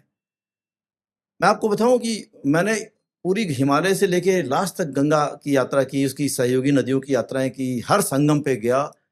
ये जो कालसी वाला संगम था ना, बहुत मुश्किल था पहुँचना। क्योंकि कम से कम 3 किलोमीटर आपको गारे जो रेत पे, पत्थरों पे, कंक्रीट पे चल के वहाँ पहुँचना होता है, और आपको कहीं पर बहुत कम उसके फ़ोटो मिलेंगे लोगों को, वीडियोज़ नहीं मिलेंगे, क्योंकि वहाँ जाना इतना आसान नहीं है। हमारे वीडियो तो आजकल वैसी जगह पे है ना, जहाँ दूर से खींच लो, नदी के किनारे कहीं भी हो। लेकिन ये वहाँ पर टोंस मिलती है यमुना में, ओके। और यमुना में पानी बिल्कुल कम है। हुँ। और जो यमुना हम मतलब देखते हैं जब वो राइज़ करती है यमुनोत्री से, बिल्कुल चमकदार और सुंदर। ये आते-आते मतलब एक इसकी स्थिति जो है कालसी में आते-आते इतनी बुरी लगती है, मतलब दुःख होता है। मतलब मैं कह सकता हूँ उसको, जो नदियों को देख के बड़ा हुआ हूँ और मुझे मतलब नदी के बीच में किनारे में रहने में बड़ा आनंद आता है। बहुत दुख हुआ मुझे, मतलब इतना कि पूरा कंक्रीट और आदमी ट्रैक्टर लेके उसमें घुसा हुआ है। और मैं मतलब व्यक्तिगत तौर पे बताता हूँ कि नदी में कोई पानी में जिस पानी की हम पूजा करते हैं, जिस पानी को हम पीने के लिए रखते हैं, वहां जब इस तरह से गाड़ी घसीट के कोई ले जाता है तो मुझे मतलब बहुत मतलब आई एम रियली विवश अपसेट विद है। That kind of thing. और ये कोई अंधविश्वास नहीं है। जी जी, मैं समझ रही हाँ, ये मैं एक बिल्कुल लिबरल सेक्युलर डेमोक्रेटिक आदमी हूँ, लेकिन मैं आपके जो आप मानते हैं परंपराओं को, उसको मैं रिस्पेक्ट करता हूँ। नदियों को खराब करने का अधिकार किसी को नहीं है। तो मैं देखता हूँ कि वहां पर ट्रैक्टर में जा रहे हैं, एक्सट्रैक्ट कर रहे हैं, तो ये पूरी इंडस्ट्री एक उत्तराखंड से लेके और सीधे झारखंड तक बढ़ी हुई है। मैंने बिहार के अंदर जहाँ जो है गंगा और घाघरा का संगम होता है, पटना से और मुजफ्फरपुर के बीच में 30 किलोमीटर तक आप अगर हाईवे में देखेंगे मुजफ्फरपुर से, और जहाँ पर ये सारण सारण जिला है, अब नया नाम उसका हूँ। सारण, और चिरान वहाँ पर एक जगह है, बड़ी हिस्टोरिकल जगह है। हम्म, उस 30 किलोमीटर के रेंज में कहीं पर भी आप चल नहीं सकते और मुंह बाहर निकाल के खड़े नहीं हो सकते। क्यों? इतना डस्ट है पूरे लेयर में, ओ, क्योंकि इतने ट्रक्स हैं सारे, वो जो है सैंड माफिया के ट्रक हैं। क्योंकि वहां 3 नदियां मिल रही हैं, घाघरा, गंगा और सोन नदी। तो सोन नदी की बालू जो है वो लाल वाली होती है, वो सोने की है, तो उसका एक्सट्रैक्शन ज्यादा है। सब जाके पूरी मतलब 1000 से ज्यादा नावें वहां पर, अच्छा, और रोड में कम से कम 2-3 हजार ट्रक बड़े वाले। आप 2-3 हजार? 2-3 हजार मतलब 20-25 किलोमीटर। अच्छा जी। इमेजिन के मैं मतलब ये नदियों को हमारे मार रहे हैं, लोगों को मार रहे हैं। और मैंने एक जगह कन्नौज में ये सवाल पूछा था, एक आदमी मेरे को मिला जब मैं गंगा और रामगंगा के संगम पे गया, तो वर्चुअली वॉक करके चला गया। मतलब रामगंगा पहाड़ से इतनी अच्छी निकलती है, हरदोई आते आते जो है उससे पानी नहीं है, आप जो है 1 फीट से ऊपर पानी नहीं है उसमें, संगम के पास में गंगा के। तो मैं ऐसे ही वॉक करके गया, तो एक आदमी से मैंने पूछा, ऐसे ही बैठा था, किसान था, वो बोला जी कैसी खेती चल रही है? उसने कहा जी खेती में कमाई नहीं है, रेती में ही सब कुछ है। रेती में? रेती में यानी कि एक्सट्रैक्शन। रेत। तो अब आप समझ लीजिए कि पॉलिटिशियन के लिए भी ये बहुत इजी हो गया कि रोजगार के नाम पे या धंधा के नाम पे अपने सपोर्टर को नदियों का एक्सट्रैक्शन का उन्होंने ठेका दे दिया। कानपुर, हरदोई, शाहजहानपुर, कोई भी जगह कहीं से भी हम ले लें, ऊपर से लेके आप हरिद्वार से जब नीचे आए, गंगा में पानी नहीं है। इसका रेत से क्या ताल्लुक है? पानी क्यों नहीं है? पानी तो इसलिए नहीं है कि हरिद्वार से ऊपर तक क्या था कि हाइड्रो पावर प्रोजेक्ट्स थे। हाइड्रो पावर में क्या होता है कि पानी वापस नदी में आ जाता है, जितना यूज हुआ, क्योंकि एनर्जी है ना, हाँ, वाटर में एनर्जी है, उसके तो मूवमेंट की एनर्जी। मूवमेंट की एनर्जी है, तो वापस नदी में आता है। अब हरिद्वार के पास जो है पानी इरिगेशन और ड्रिंकिंग वाटर की सप्लाई के लिए चला जाता है। तो आप देखेंगे कि हरिद्वार में गंगा के 2 हिस्से होते हैं। एक हिस्सा होता है जो बहुत पॉपुलर है, हर की पैड़ी का हिस्सा, जिसमें लोग जाके हर हर गंगे करते हैं। एक्चुअल में वो कैनाल है, कैनाल है वो। पानी तो उसमें आ रहा है ना, भीमगौड़ा से पानी आ रहा है। जो ओरिजिनल गंगा है हाँ, वो जो है चंडी घाट का जो पुल है, जो बिजनौर के लिए जाता है, हम्म, उसमें है। आप जाके देखिए उसमें कितना पानी है। अच्छा जी। उसमें पानी नहीं होता। ओरिजिनल गंगा में पानी कम है, वो जाते जाते गढ़मुक्तेश्वर तक पानी ही नहीं रहता। तो गंगा में पानी क्या है, ये मेंटेन कर रहे हैं। हर जगह पे एक डैम जो सूत रहा है, जैसे रामगंगा पे एक डैम है कालागढ़ में, तो वहां से थोड़ा पानी छोड़ दिया, तो थोड़ा पानी जब त्योहार का टाइम आएगा तो लोग खुश हो जाएंगे। और लोगों को केवल घाट से मतलब है। That is what the biggest shocking thing for me. मतलब पूरे हिमालय से लेके नीचे तक अगर चले जाए, हिमालय में तो लोग अब चिंता कर रहे हैं, ये तो मैं कह सकता हूँ उत्तराखंड के अंदर लोगों की चिंताएं हैं, और लोग इतने ज्यादा धर्मांध नहीं है। धर्म में मानते हैं अपना, लेकिन उनका वो जो हमारा नैरेटिव है, बार बार जो प्लेन्स का नैरेटिव होता है हिंदू मुस्लिम का, वो पहाड़ का नैरेटिव नहीं है, वो बनाया जाता है वहां पर। लेकिन जैसे जैसे मैं नीचे आ रहा हूँ, तो घाटों की व्यवस्था बहुत अच्छी है हर जगह। हरिद्वार में घाट बहुत अच्छा है। जो पिछले कुछ सालों में जितना भी काम हुआ है गंगा नदी के नाम पे, वो घाटों पे ही काम हुआ है। घाट से बाहर निकल जाओ तो आप गंगा पे पहुंच नहीं सकते, पहुंचना बहुत मुश्किल है, क्योंकि इतना रेत है, एक्सेसिबिलिटी नहीं है। तो जो मेन शहर की जगह में जहाँ लोग नहा धो के करें, गंगा को अभी पूरा प्रयास ये है कि उसका जितना से ज्यादा धार्मिकीकरण कर सकें, और उस धार्मिकीकरण के नाम पे जो है वो कैपिटलिज्म उसको पूरा मुनाफाखोरी करे, वो है एक, ताकि वो बाकी चीजों पे सवाल ना कर सके ना। किसान को पानी मिल रहा नहीं, कोई मतलब नहीं, मछुआरे की नदी में मच्छी आए ना आए कोई मतलब नहीं, भाई गंगा पे तो मछुआरे भी निर्भर है ना। तो ये पूरा जो है सवाल जो है, जैसे जैसे आप अगर बिहार में जब चले जाते हैं, तो उसी गंगा पे जमींदारी थी, पानी पे। मतलब you surprise, zamindari on water, on water. उसको पानीदारी बोलते थे। अच्छा जी। और ये जो है एक जगह है सुल्तानगंज, जो भागलपुर जिले में है। तो सुल्तानगंज से आगे तक जो है ये पानीदारी चलती थी। इसको लालू यादव ने जो है 1990 में आके बंद किया। अब समझ लीजिए, ये इतने साल बाद जो है जमींदारी खत्म हुई, पानीदारी चलती थी, और लालू जब चीफ मिनिस्टर बने बिहार के, तो उन्होंने पानीदारी खत्म की। तो ये अच्छा किया या गलत नहीं, किया? बहुत बढ़िया किया। अच्छा किया। व्हाई शुड पीपल पे टैक्सेस टू हुम? ये हाँ, राजा महाराजा जो थे उन्होंने ठेके दिए हुए थे, जैसे जमींदारी थी ना। तो क्योंकि बिहार से नीचे बंगाल पानी पानी है ना, तो वहां पानी पे जो है ठेकेदारी, मतलब रॉयल्स लोगों ने दे दिए, हाँ, इतना पानी तेरा, एकाधिकार हाँ बनाया तुम इकट्ठा करो, जितना एक्सट्रैक्ट करो पैसा लोगों से, मच्छी मांगो। मतलब ये तो प्रकृति ने दिया था हाँ। और पूरे इंसानियत के लिए दिया हाँ, था, उस पर भी वो पानीदारी हो पूरे रही थी। नवाबों ने, राजाओं ने, महाराजाओं ने, जो भी थे, उन्होंने सब वही काम किया। अपना जैसे यहाँ मैंने राय साहब बनाए, जमींदार बनाए, वैसे ही उन्होंने पानीदारी का काम किया। मैं पहली बार ये लफ्ज सुन रही हूँ, पानीदारी। हाँ, ये पूरा था, ये जमींदारी। भागलपुर के क्षेत्र में। हाँ हाँ। और भागलपुर से वो, लेकिन अब क्या हुआ, अब वहाँ मछुआरे वहाँ संघर्ष कर रहे हैं। वो संघर्ष, मैंने कहा कि पानीदारी से आप खुश नहीं है, तो वहाँ एक गंगा बचाओ आंदोलन चल रहा है। तो वो बोलते हैं कि पानीदारी तो ठीक है, अब इन्होंने हमारे यहाँ सेंचुरी बना दी। अब गंगा पे सेंचुरी बन रही है, डॉल्फिन सेंचुरी। ये यूपी में है, हर जगह पे है। डॉल्फिन कहीं दिखाई नहीं दे रही हमको। मतलब अगर आप बोने में डॉल्फिन देखने जा रही हो गंगा जी पे, आपको कहीं नहीं दिखाई देगी। लेकिन डॉल्फिन के नाम पे क्या होगा, मछुआरों को मच्छी मारने से रोक दिया जाएगा, और अब आप उसको जो है टूरिस्ट पार्क बना लेंगे। तो that is what I am saying, capitalism. ये कैसे आ रहा है, ये शुरू से लेके लास्ट तक जो है, access of the common people को उससे दूर कर दो। कॉमन पीपल को तो आप एक तरफ तो आप पूजा पाठ में लगा दो, उतना घाट बना दिया, वो उतना हो गया। बाकी जगह पे डॉल्फिन पार्क बना दो, तो शहर का जो आदमी है घूमने फिरने के लिए वहां जाएगा। उसको कोई मतलब नहीं कि मछुआरे की मच्छी मिले ना मिले, उसको इससे कोई मतलब नहीं। वो मछली भी बाद में कॉर्पोरेट वाले सप्लाई कर देंगे मॉल्स में लाके। जो आप नदी के किनारे से पहले लेते थे ताजी ताजी मछलियां, वो भी अब कॉर्पोरेट के पैकेज में आ जाएगा। बर्फ लगी मछली, बस बर्फ लगी। तो सारा चीज अल्टीमेटली क्या है कि जो भी हम तैयार कर रहे हैं, चाहे धर्म के नाम पे करें, चाहे परंपराओं के नाम पे करें, कुल मिला करके कॉर्पोरेट उसमें बहुत चालाकी से अपने इंटरेस्ट निकाल ले रहा है, और अल्टीमेटली उसके हिसाब से ही चीजें चल रही हैं। तो पूंजी है, तो पूंजी से इंफ्रास्ट्रक्चर बना के बाड़ेबंदी कर दी इलाके हाँ, की, जी, पानी के इलाके की, और हाँ, फिर वहां पर अपना इंफ्रास्ट्रक्चर ले आए, हाँ, जो चाहे टूरिज्म हो, चाहे बिल्कुल, एक्सट्रैक्शन हो, प्राकृतिक संपदा हो, और वो उनके मालिक बन बैठे। हाँ मालिक, तो हमारी नदियों के, हमारे पहाड़ों के नए मालिक हमारे हाँ, कॉर्पोरेट्स हैं, बिल्कुल बिल्कुल बिल्कुल।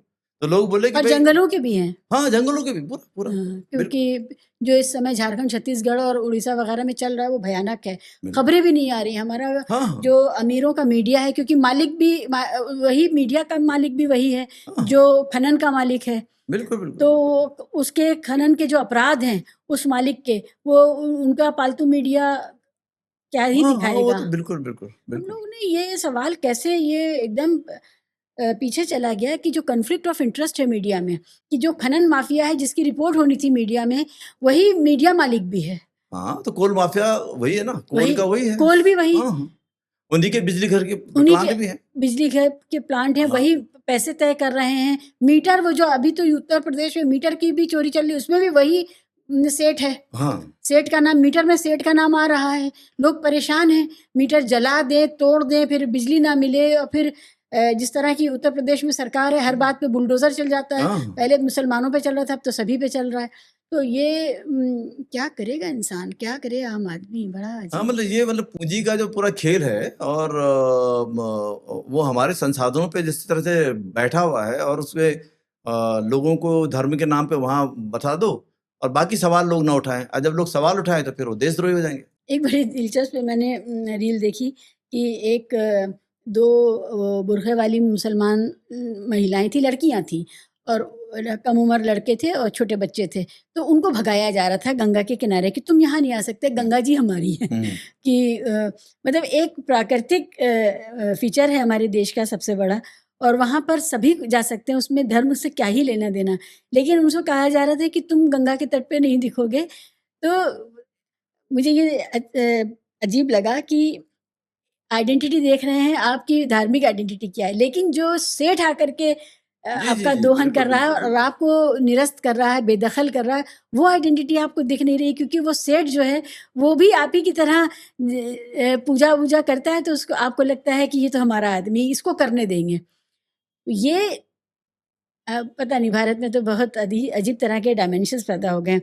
आपने ये कहा कि पहाड़ों में कोई हिंदू मुस्लिम नैरेटिव नहीं है, लेकिन हमने देखा है कि हिमाचल में भी और उत्तराखंड में भी मुसलमानों को निकालने के लिए, उनके बाज़ारों को ध्वस्त करने के लिए और उनकी पूरी बस्तियों को हटाने के लिए जनता की तरफ से, हिंदू जनता की तरफ से अभियान चल रहा है। तो वो आप तो कुछ और कह रहे हैं, वहाँ नहीं विजुअल्स देखिए, कुछ और मैं हैं। आपको जो उत्तराखंड का क्षेत्र है या हिमाचल का भी है, वो जो उनकी ओरिजिनल वो हिल स्टेट हैं, पहाड़ के जो क्षेत्रों के सेंटिमेंट में बने हुए हैं, और उनका हिस्ट्री जो है वो हिंदू मुस्लिम बाइनरी वाला हिस्ट्री नहीं है। हमारे मैदान के इलाके जैसे और इलाके हैं, जो यूपी है, यहाँ हिंदू मुस्लिम बाइनरी थी, अंग्रेजों के साथ थी, है ना? हम अंग्रेजों के भी गुलाम नहीं रहे, अच्छा। नेपाल नहीं रहा। तो मैं आपको हिल्स की पूरी पूरी बताता हूँ। हमारे यहाँ क्या था, 1791 के बाद जो है नेपाल ने हमारे पे टारगेट किया, और करीबन करीबन 20 इयर्स जो है नेपाल ने गढ़वाल, कुमाऊं और उसके बाद हिमाचल, कांगड़ा तक वो आ गए थे। और फिर जो है बाद में ब्रिटिश को लगा कि ये तो पूरा हमारे लिए खतरा है। ब्रिटिश के अपने इंटरेस्ट थे, चाइनीज। तो उस इंटरेस्ट में इनफैक्ट नेपाल ने जब उत्तराखंड में, मतलब उत्तराखंड उस समय नहीं था नाम, उस समय नाम था गढ़वाल और कुमाऊं। तो गढ़वाल पे जब किया तो उस समय यहाँ पर एक बड़ा भूकंप आया था, तो लोग बहुत अपने आप में ही ध्वस्त थे। तो वो उस दौरान, और नेपाल का जो शासन है, मतलब नेपाल भी नहीं था उस समय, गुरखा शासन उसे बोलते थे। तो फ्रेंकली स्पीकिंग नेपाल बाद में जो पृथ्वी शाह है उसने इसकी ओरिजिनेशन की है। अदरवाइज 1700 से पहले नेपाल को गुरखा शासन था। वो तो वो गुरखा जो इंपीरियलिज्म था, मतलब वो चाहते थे कि ये पूरा जो बढ़े हमारा यहाँ तक, यहाँ विस्तारवादी। विस्तारवादी नीति थी। यहाँ के जो राजा थे वो भी चाहते थे कि कुछ कुछ का, इधर वाले का झगड़ा होता तो इधर वाले बुलाता था। तो ये सब उस दौरान यही होती थी पूरी पॉलिटिक्स। तो लोग अपने अपने हिसाब से अलाइनमेंट करते थे। जैसे इधर रणजीत सिंह थे, तो बहुत सारे, रणजीत सिंह जी ने ही बाद में जो है उनको धकेला पीछे। फिर ब्रिटिश के साथ में उनकी फाइट हुई। इनफैक्ट पहली फाइट में तो ब्रिटिश जनरली मारा गया देहरादून के अंदर। उसके बाद फिर वो थोड़ा संभले। तो 1816 में ब्रिटिश ने जो है वो नेपाल के साथ में एक ट्रीटी किया। तो ब्रिटिश बहुत स्मार्ट लोग थे, बहुत समझदार थे, चालाक भी थे। उनको अपने इंटरेस्ट पूरे जो हिमालय क्षेत्र में बढ़ाने थे। तो उन्होंने क्या किया कि नेपाल उनके लिए दुश्मन नहीं बना, उन्होंने पैक्ट कर दिया। पैक करके हुआ कि उसके बाद गोरखा सैनिक भी उनके फौज में आने लगे। और एक पैक्ट ये किया कि तुम जो है काली नदी के इस पार नहीं आओगे। तो काली जो रिवर है, वो शारदा और काली जो रिवर है, उत्तराखंड नेपाल का बॉर्डर बन गई। और वो 1815 की ट्रीटी हुई थी सुगौली में, तो वहाँ पर ये डिसीड। तो उस पूरे कॉन्टेक्स्ट में बता रहा हूँ कि भाई हमारे हिंदू मुस्लिम का वो नैरेटिव उस तरह से नहीं है कि मुगल आए, उसने ये धराशायी कर दिया, ये मंदिर बनाया, वो तोड़ दिया, ये कर दिया। जो पहाड़ का जब उत्तराखंड स्टेट बना 2000 में, तो असल में पहले तो वो हिल स्टेट के ही डिमांड से बना था। लेकिन जब उसके बनाने में बाउंड्रीज तय करने की बात आई, तो बहुत सारे प्लेन का एरिया उसमें आ गया। अब जब मैदानी क्षेत्र का हिस्सा उसमें घुसा, तो ऑब्वियसली जो है, पहले तो जो नेता लोग हैं वो तो चाहते हैं कि भाई ज़्यादा से ज़्यादा लोग आ जाए, मतलब एरिया आ जाए। और एरिया आएगा तो लोग भी तो आएंगे ना, जो वहाँ बसे हुए हैं वो भी तो आएगा। हाँ। तो अब जब ये बोलने लगे कि अचानक से लोग बोलते हैं अरे उत्तराखंड में मुस्लिम कैसे हो गए, तो भाई आपने सहारनपुर का एरिया घुसाया, आपने नारसन इसमें पीछे जुड़ा हुआ बिल्कुल बिजनौर का, सॉरी मुजफ्फरनगर का, रुड़की के पास का मैंगलोर, तो मुसलमान नहीं आएगा क्या, या उसको कहीं और शिफ्ट कराओगे? ट्रांसफर ऑफ पॉपुलेशन तो हुआ नहीं है। ये तो वो तो मुस्लिम डोमिनेटेड एरियाज थे, मुस्लिम डोमिनेटेड एरिया के नीचे, हरिद्वार के नीचे जो है, हाँ। हरिद्वार का भी जो है वो पहाड़ी हिस्सा जो है गंगा नदी के पार का हिस्सा ऊपर का है। बाकी नीचे तो सब उत्तर प्रदेश का हिस्सा है, तराई का हिस्सा पूरा उस टाइप का ही है। तो वहां तो पहले से ही हमेशा से आबादी है। तो एक तो पहली जो चीज इश्यू भी मैदानी क्षेत्रों के ही थे, पहाड़ों में। अब मुझे समझ में आया, क्योंकि मैं भी सोचती थी कि मुसलमान पहाड़ों पे इतना कहाँ, लेकिन उत्तराखंड में तो वो पहले से, जो उत्तराखंड बनाया गया वहां पहले से मुसलमान बसे हुए थे। पुराने मुसलमान है, वो पहाड़ी मुसलमान है। वो उस जमाने के मुस्लिम है जो अब हमारे साथ गढ़वाली में बात करते हैं। ऐसे गांव हैं मुस्लिम के जिनका उत्तर प्रदेश के मुसलमान से कोई लेना देना नहीं है। इवन गुजरों का, गुजर हमसे वैसी बात करेगा। अब हमारा नौड़ी का जंगल है, मतलब जो हाथी का सबसे बड़ा जंगल है, राजा जी नेशनल पार्क, वो सारा गुजरों का एरिया है। कोई रिलेशनशिप होते थे, लोगों के मिलते थे, बैठते थे, वो बोलते हम भी आज पहाड़ी हैं, हम मुसलमान बाद में, पहले पहाड़ी हैं। तो वो गुज्जर पहाड़ी हाँ, मुसलमान। अरे वाह। अब ये चीज जो अब वो क्या हो गया कि पिछले कुछ सालों में जो है बिल्कुल हर चीज में जो है, क्योंकि आपने ध्यान भटकाना है, तो ध्यान भटकाना है कि भाई वो उसको बाइनरी में लाना है, आपको हर चीज को बाइनरी में घुसाना है ताकि आपकी पॉलिटिक्स चलती रहे। बात इस चीज का है कि मैं बोलता हूँ, मैं किसी का नाम नहीं लेना चाहता, मैं बोलता हूँ एक काम करें, पहाड़ के लोग उत्तराखंड में जाति जनगणना करा लो। सिंपल सी बात, सारी समस्याओं का समाधान है। मैं जाति जनगणना की समस्या इसलिए बोल रहा हूँ कि 5 सवाल सरकार बोले, सरकार एक कमीशन बनाए, उस कमीशन में लिखे कि उत्तराखंड में सबसे ज्यादा जो है रिजॉर्ट किसके हैं, फार्म हाउसेस किसके हैं, इनके नाम, इनकी जातियां सब लिख के पब्लिक के सामने रखे।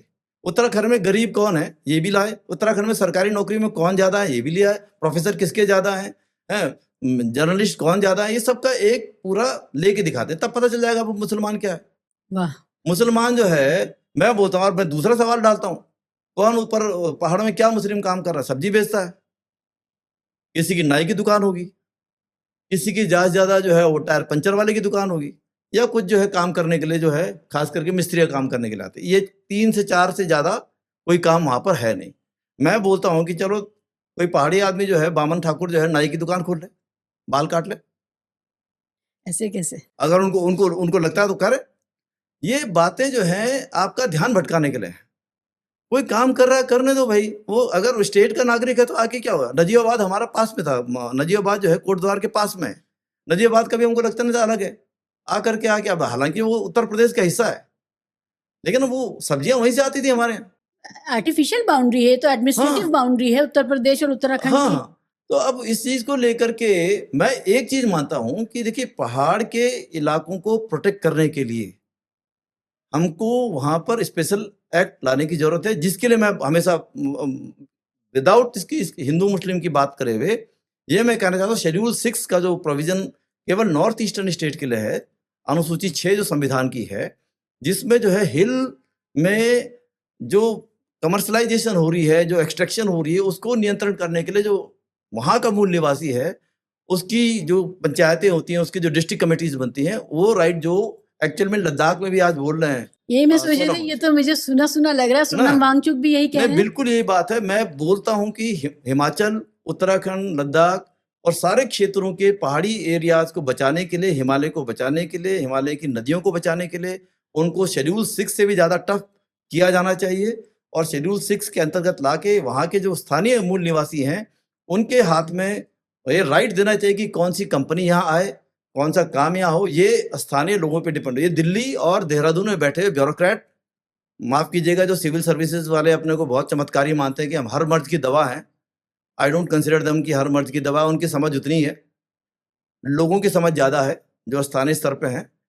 आप काम कीजिए, लेकिन आप इन एरियाज को प्रोटेक्टेड एरियाज बनाए। अंग्रेजों ने बनाया था उन एरियाज को वैसे ही, ऐसा नहीं था कि उन्होंने सारा लाके शोषण ही कर दिया, पूरा का पूरा किया, लेकिन एक लिमिटेड सी भी थी। वो उसको रिस्पेक्ट भी करते थे, क्योंकि उनको लगता था कि भाई लंदन से जब इंडिया आए तो यहाँ तो बड़ा गर्म वाला एरिया था, तो जो भी ऐसे एरिया थे ठंडे, दार्जिलिंग हो, डलहौजी हो, पौड़ी हो, लैंसडाउन हो, मसूरी हो, नैनीताल हो, उन्होंने बनाए फिर, बिकॉज दे फेल्ट इट कि ये हमारे तरह।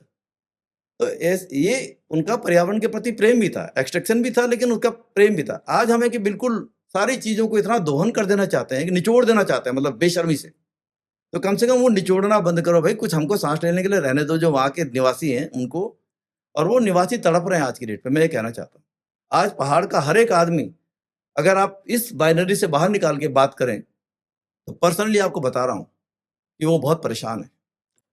अब जब पहाड़ का आदमी कह रहे हैं, तो ये सिलसिला शुरू होता है कश्मीर, लद्दाख, नॉर्थ ईस्ट, बिल्कुल नॉर्थ ईस्ट और उत्तराखंड, हिमाचल, यहाँ तक आता है। हाँ, बिल्कुल बिल्कुल, मैं कह रहा हूँ हर जगह पे ये है। ये बहुत बड़ा भूभाग है भारत और ये बहुत बड़ा भूभाग है, और ये इंडिया का बहुत बड़ा संरक्षक है। हाँ, आप समझ लीजिए कि ये प्राकृतिक किला है हमारा। हाँ, तो ये भागों में जो है लोग, अगर वहाँ के स्थानीय मूल निवासियों को, वहाँ के रहने वालों को, जो इतनी कठिन परिस्थितियों में भी हंस हंस के हमारे साथ में हैं, उनको हम जो है ये एहसास दिलाएंगे कि मतलब कि जैसे आप बोझ हैं, तो ये इससे बड़ी शर्मनाक बात कोई हो नहीं सकती है।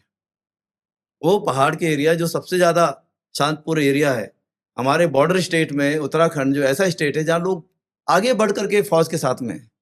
हर जगह पे फौज को इतनी इंटरनल क्राइसिस में कभी नहीं होती है, क्योंकि लोग, हर एक व्यक्ति वहाँ आर्मी में है, वो हर एक व्यक्ति वहाँ जो है आपके साथ जुड़ जाएगा, लड़ जाएगा कि हाँ भाई ये हमारे। और वहाँ जाके लोग सुनना पड़े कि बोले कि अरे हम यहाँ पर एहसान कर रहे हैं, हम दिल्ली से आके बहुत बड़ा एहसान कर रहे हो।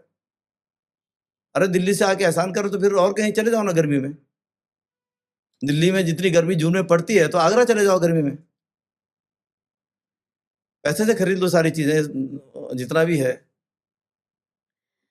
ये जो निर्ममता है मैदानी इलाकों की, दिल्ली वालों की, और ये जो बेशर्मी है और ये जो एहसान लादने की जो ये हरकत है, इसके लिए मैं माफ़ी मांगती हूँ अपने पहाड़ के भाइयों से कि हम लोग जा कर के आपके यहाँ एहसान नहीं कर रहे हैं, हम बोझ हैं आप पर और ये रुकना चाहिए, बेशक ये नहीं रुकना किसी भी चाहिए। राज्य के लिए, अब जैसे बिहार में भी है, मैं नहीं बोलता कि बिहार मेहनती राज्य है, मैं कैसे बोल दूंगा कि मैं तुम पे एहसान कर रहा हूँ आकर के।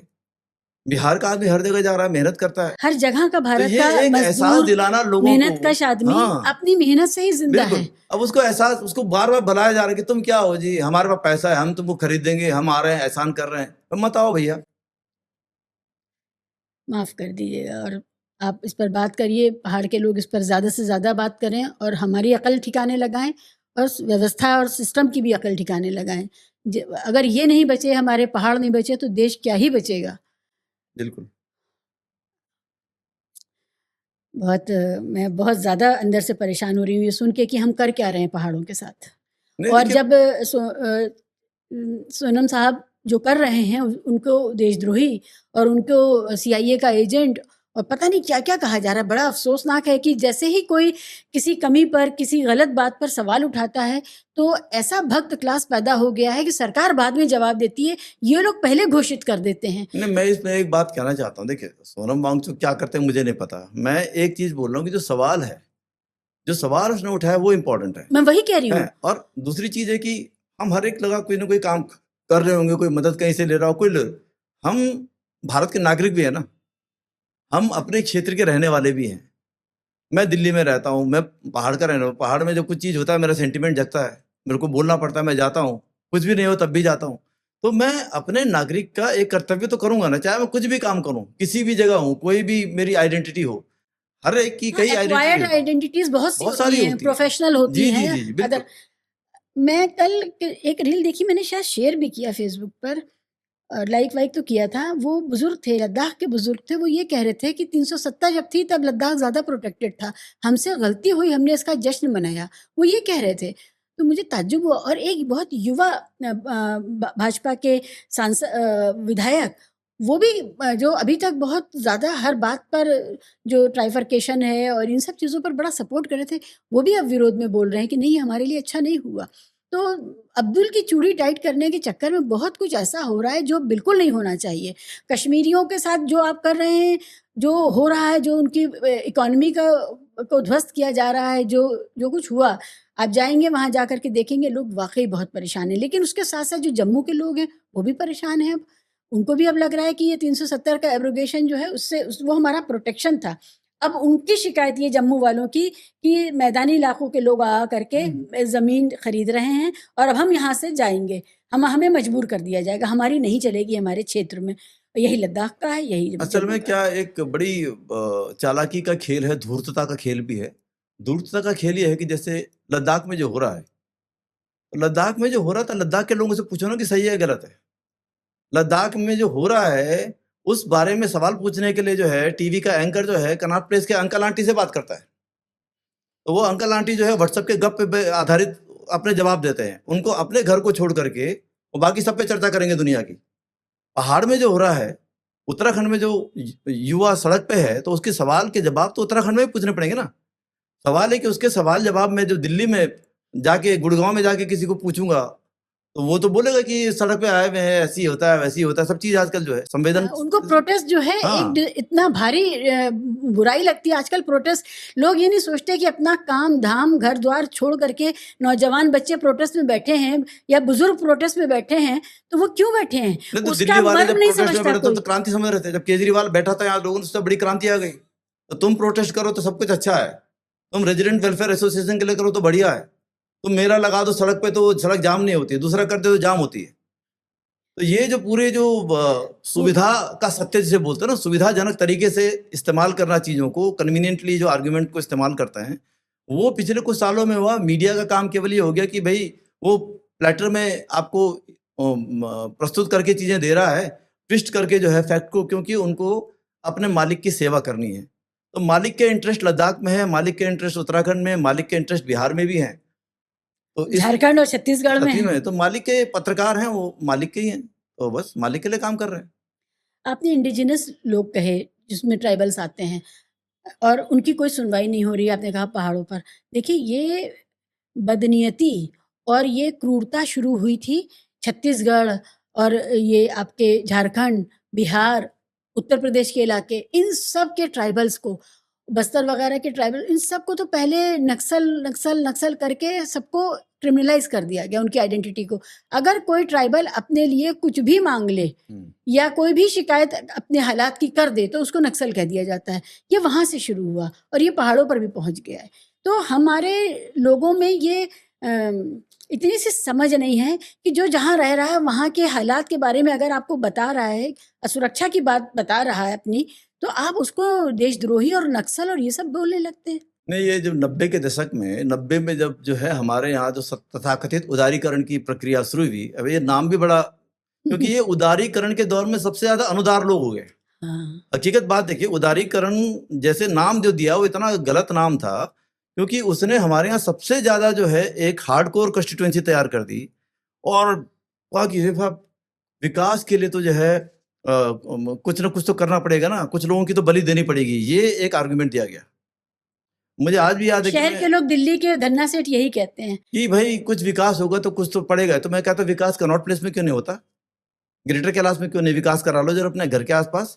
और नहीं, तब दो वहाँ चार 2 इंच से ज्यादा पेड़ की प्रूनिंग भी अलाउड नहीं है। हाँ। अभी हम कल किसी मित्र के यहाँ गए थे तो उन्होंने बताया कि पेड़ों का जो भी हाल है जैसा भी है, यहाँ की RWA 2 इंच से ज्यादा प्रूनिंग की इजाजत नहीं देती है। तो अपने पेड़ों को तो आप इस तरह हाँ, क्योंकि सुरक्षित। नए पेड़ हो ही नहीं सकते हैं। हाँ, तो जितना है सब सीमेंट से घिर गए हैं, तो अब उनको डर लगता है कि इतना भी नहीं रहेगा तो खत्म हो जाएगा।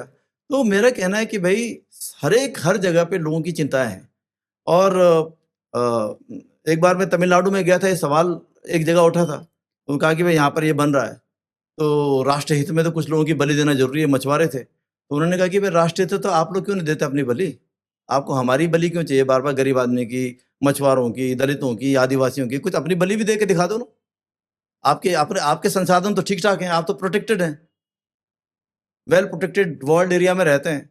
लेकिन जो हम लोग हैं, जो हम उस प्रकृति को रक्षा भी करते हैं, हम उसका उतना शोषण नहीं करते, हम उस पर निर्भर हैं और वो हम उसकी सुरक्षा करते हैं। दुनिया भर में ये चीज़ अब एक्सेप्टेड है कि इंडिजिनस पीपल के जो तौर तरीके हैं रहन सहन के, अगर हम उन्हीं को हमको अपनाना पड़ेगा आने वाले टाइम में। पर्यावरण उससे बिना बच नहीं सकता। और अगर हम प्रकृति के साथ में जो है एक सामंजस्य बना के, बोलते हैं ना कंप्लीट हार्मनी विद नेचर, अगर हमको रहना नहीं आता तो माफ कीजिएगा आने वाले टाइम में और भयानक, मतलब वो न्यूक्लियर बॉम्ब से ज्यादा भयानक बॉम्ब होंगे। आप समझ लीजिए, आपकी आर्मी उतना डिस्ट्रॉय नहीं कर पाएगी जितना प्रकृति एक दिन में, एक घंटे में कर देगी। धराली में तो देखी, धराली में देख लिया, देहरादून में, उसके बाद आप देखिए कितना भयानक हुआ है। हाँ। हिमाचल की जो पूरी तबाही है, पंजाब पंजाब की तबाही देखिए। इन चीजों को सोचना पड़ेगा हमको कि हम किस रास्ते पे जा रहे हैं। हमको विकास के, हमको एक तरीके ढूंढने पड़ेंगे, डिवाइस करने पड़ेंगे। किसानी को मजबूत करना पड़ेगा, खेती को मजबूत करना पड़ेगा, जो प्राकृतिक तौर तरीके हैं रहने के उसको करना। ये मशीनों पे जो निर्भरता है उनको कम करनी पड़ेगी। मैं नहीं बोलता कि बिल्कुल बंद कर दें, लेकिन कम से कम जो है हर चीज़ का इलाज ये नहीं है कि हम उसमें जाके वहाँ को रोड बना दें, कहीं बहुत बड़ा रोपवे बना दें, कहीं हेलीकॉप्टर कुदा दें। जहाँ नहीं कूद सकता वहाँ मत कुदाइए, भाई थोड़ा हाथ पाँव मार लीजिए, कुछ चल लीजिए, पैदल रास्ते ठीक ठाक बन जाए, ये जरूर हो। एक बुजुर्ग ने और वो ब्राह्मण ही थे, उन्होंने मुझसे ये बात कही कि एक बड़ी दिक्कत ये हुई है कि हमारे यहाँ हिंदुइज्म में एक बहुत अच्छा बाइफर्केशन था एज वाइज, कि आपको एक एज में पौरुष दिखाना है, काम करना, मेहनत करनी है, फिर उसके बाद आप वनाश्रम या वानप्रस्थ। तो वो ये कह रहे थे कि जब आप अपने सभी जिम्मेदारियों से फारिग हो गए, निपट गए, तब आप जंगलों में जाइए, वहाँ जाके साधना करिए, सात्विक जीवन जिए, प्रकृति के साथ रहिए, जिससे कि एक तो आप निरोग भी रहें, समाज में जो आपका रोल है वो आप पूरा कर चुके हैं। अब आप, लेकिन आज 6 महीने के बच्चे के साथ दादा दादी और माँ बाप और 3-3 जनरेशन गाड़ी में भर के जा रही है। तो ये जो फ़र्क आया है, ये धर्म नहीं है, उनका ये कहना था, मैं नहीं कह रही, उनका ये कहना था, ये आस्था नहीं है, ये आस्था की आड़ में प्योर टूरिज़्म है और चटपट टूरिज़्म है कि वीकेंड पे जाना है, वीकेंड पे आना है। देखिए, एक चीज़ आपको बता दूँ कि पूरे डेटा जो हमको मिलते हैं इस टूरिज़्म के भी, जब केदारनाथ की यात्रा शुरू होती है और इस साल भी जो है मई-जून में जो है, मैक्सिमम नंबर जो है डेथ हुई हैं, हार्ट अटैक से। अच्छा। और बहुत डेथ हुई हार्ट। उसका कारण क्या है कि जैसे दिल्ली से, गुजरात से, बम्बई से लोग आ रहे हैं, आज फ्लाई करके आ जा रहे हैं। फ्लाई करके आए, सुबह चले तो बम्बई में तो 50 डिग्री में है, 45 डिग्री में है, दिल्ली में 48 डिग्री सेल्सियस टेम्परेचर में रह रहा है, केदारनाथ में पता चल रहा है कि -2 में पहुंच गया। तो उसको जो है वो वेदर एक्लिमेटाइजेशन का बॉडी एडजस्ट ही नहीं कर पाई। एडजस्ट नहीं कर पाई। तो ऐसे लोग जा करके जो है तुरंत आकर के, और वो चाहते हैं कि चटपटा जैसे होता है ना फास्ट फूड की तरह, वो फास्ट फूड टूरिज्म जो है जिसमें कोई अप्रिसिएशन, जैसे विदेशों में लोग जाते हैं ना, तो समुद्र किनारे रहते हैं, तो रहते हैं 5-10 दिन, 15 दिन, 1-1 महीना लोग रहते हैं। जी। और किताबें पढ़ेंगे, बोलेंगे 4 किताब खत्म करके आया थी, हाँ। हैं, और कुछ लिख के आया नदी किनारे बैठ करके। यहाँ वो नहीं है। मैंने लिखा हुआ है अपने पास इस बारे में कि पहले के जो हम लोग ट्रैवलॉग्स पढ़ते थे, जी, जी, यात्रा जी। वृतांत पढ़ते थे, उसमें कितनी बारीकी होती थी। बिल्कुल। एक-एक पत्ती, बूटा, मिट्टी का रंग, खेती, आसमान, वहाँ की मधुमक्खी से लेकर के तितली से लेके हर चीज़ का ज़िक्र, और गहराई में जाके हमें लगता था हम पहुँच गए वहाँ। ऐसा अब तो रील्स का ज़माना है और अब इस तरह के वृतांत लिखने का भी कोई औचित्य जैसे लगता नहीं है।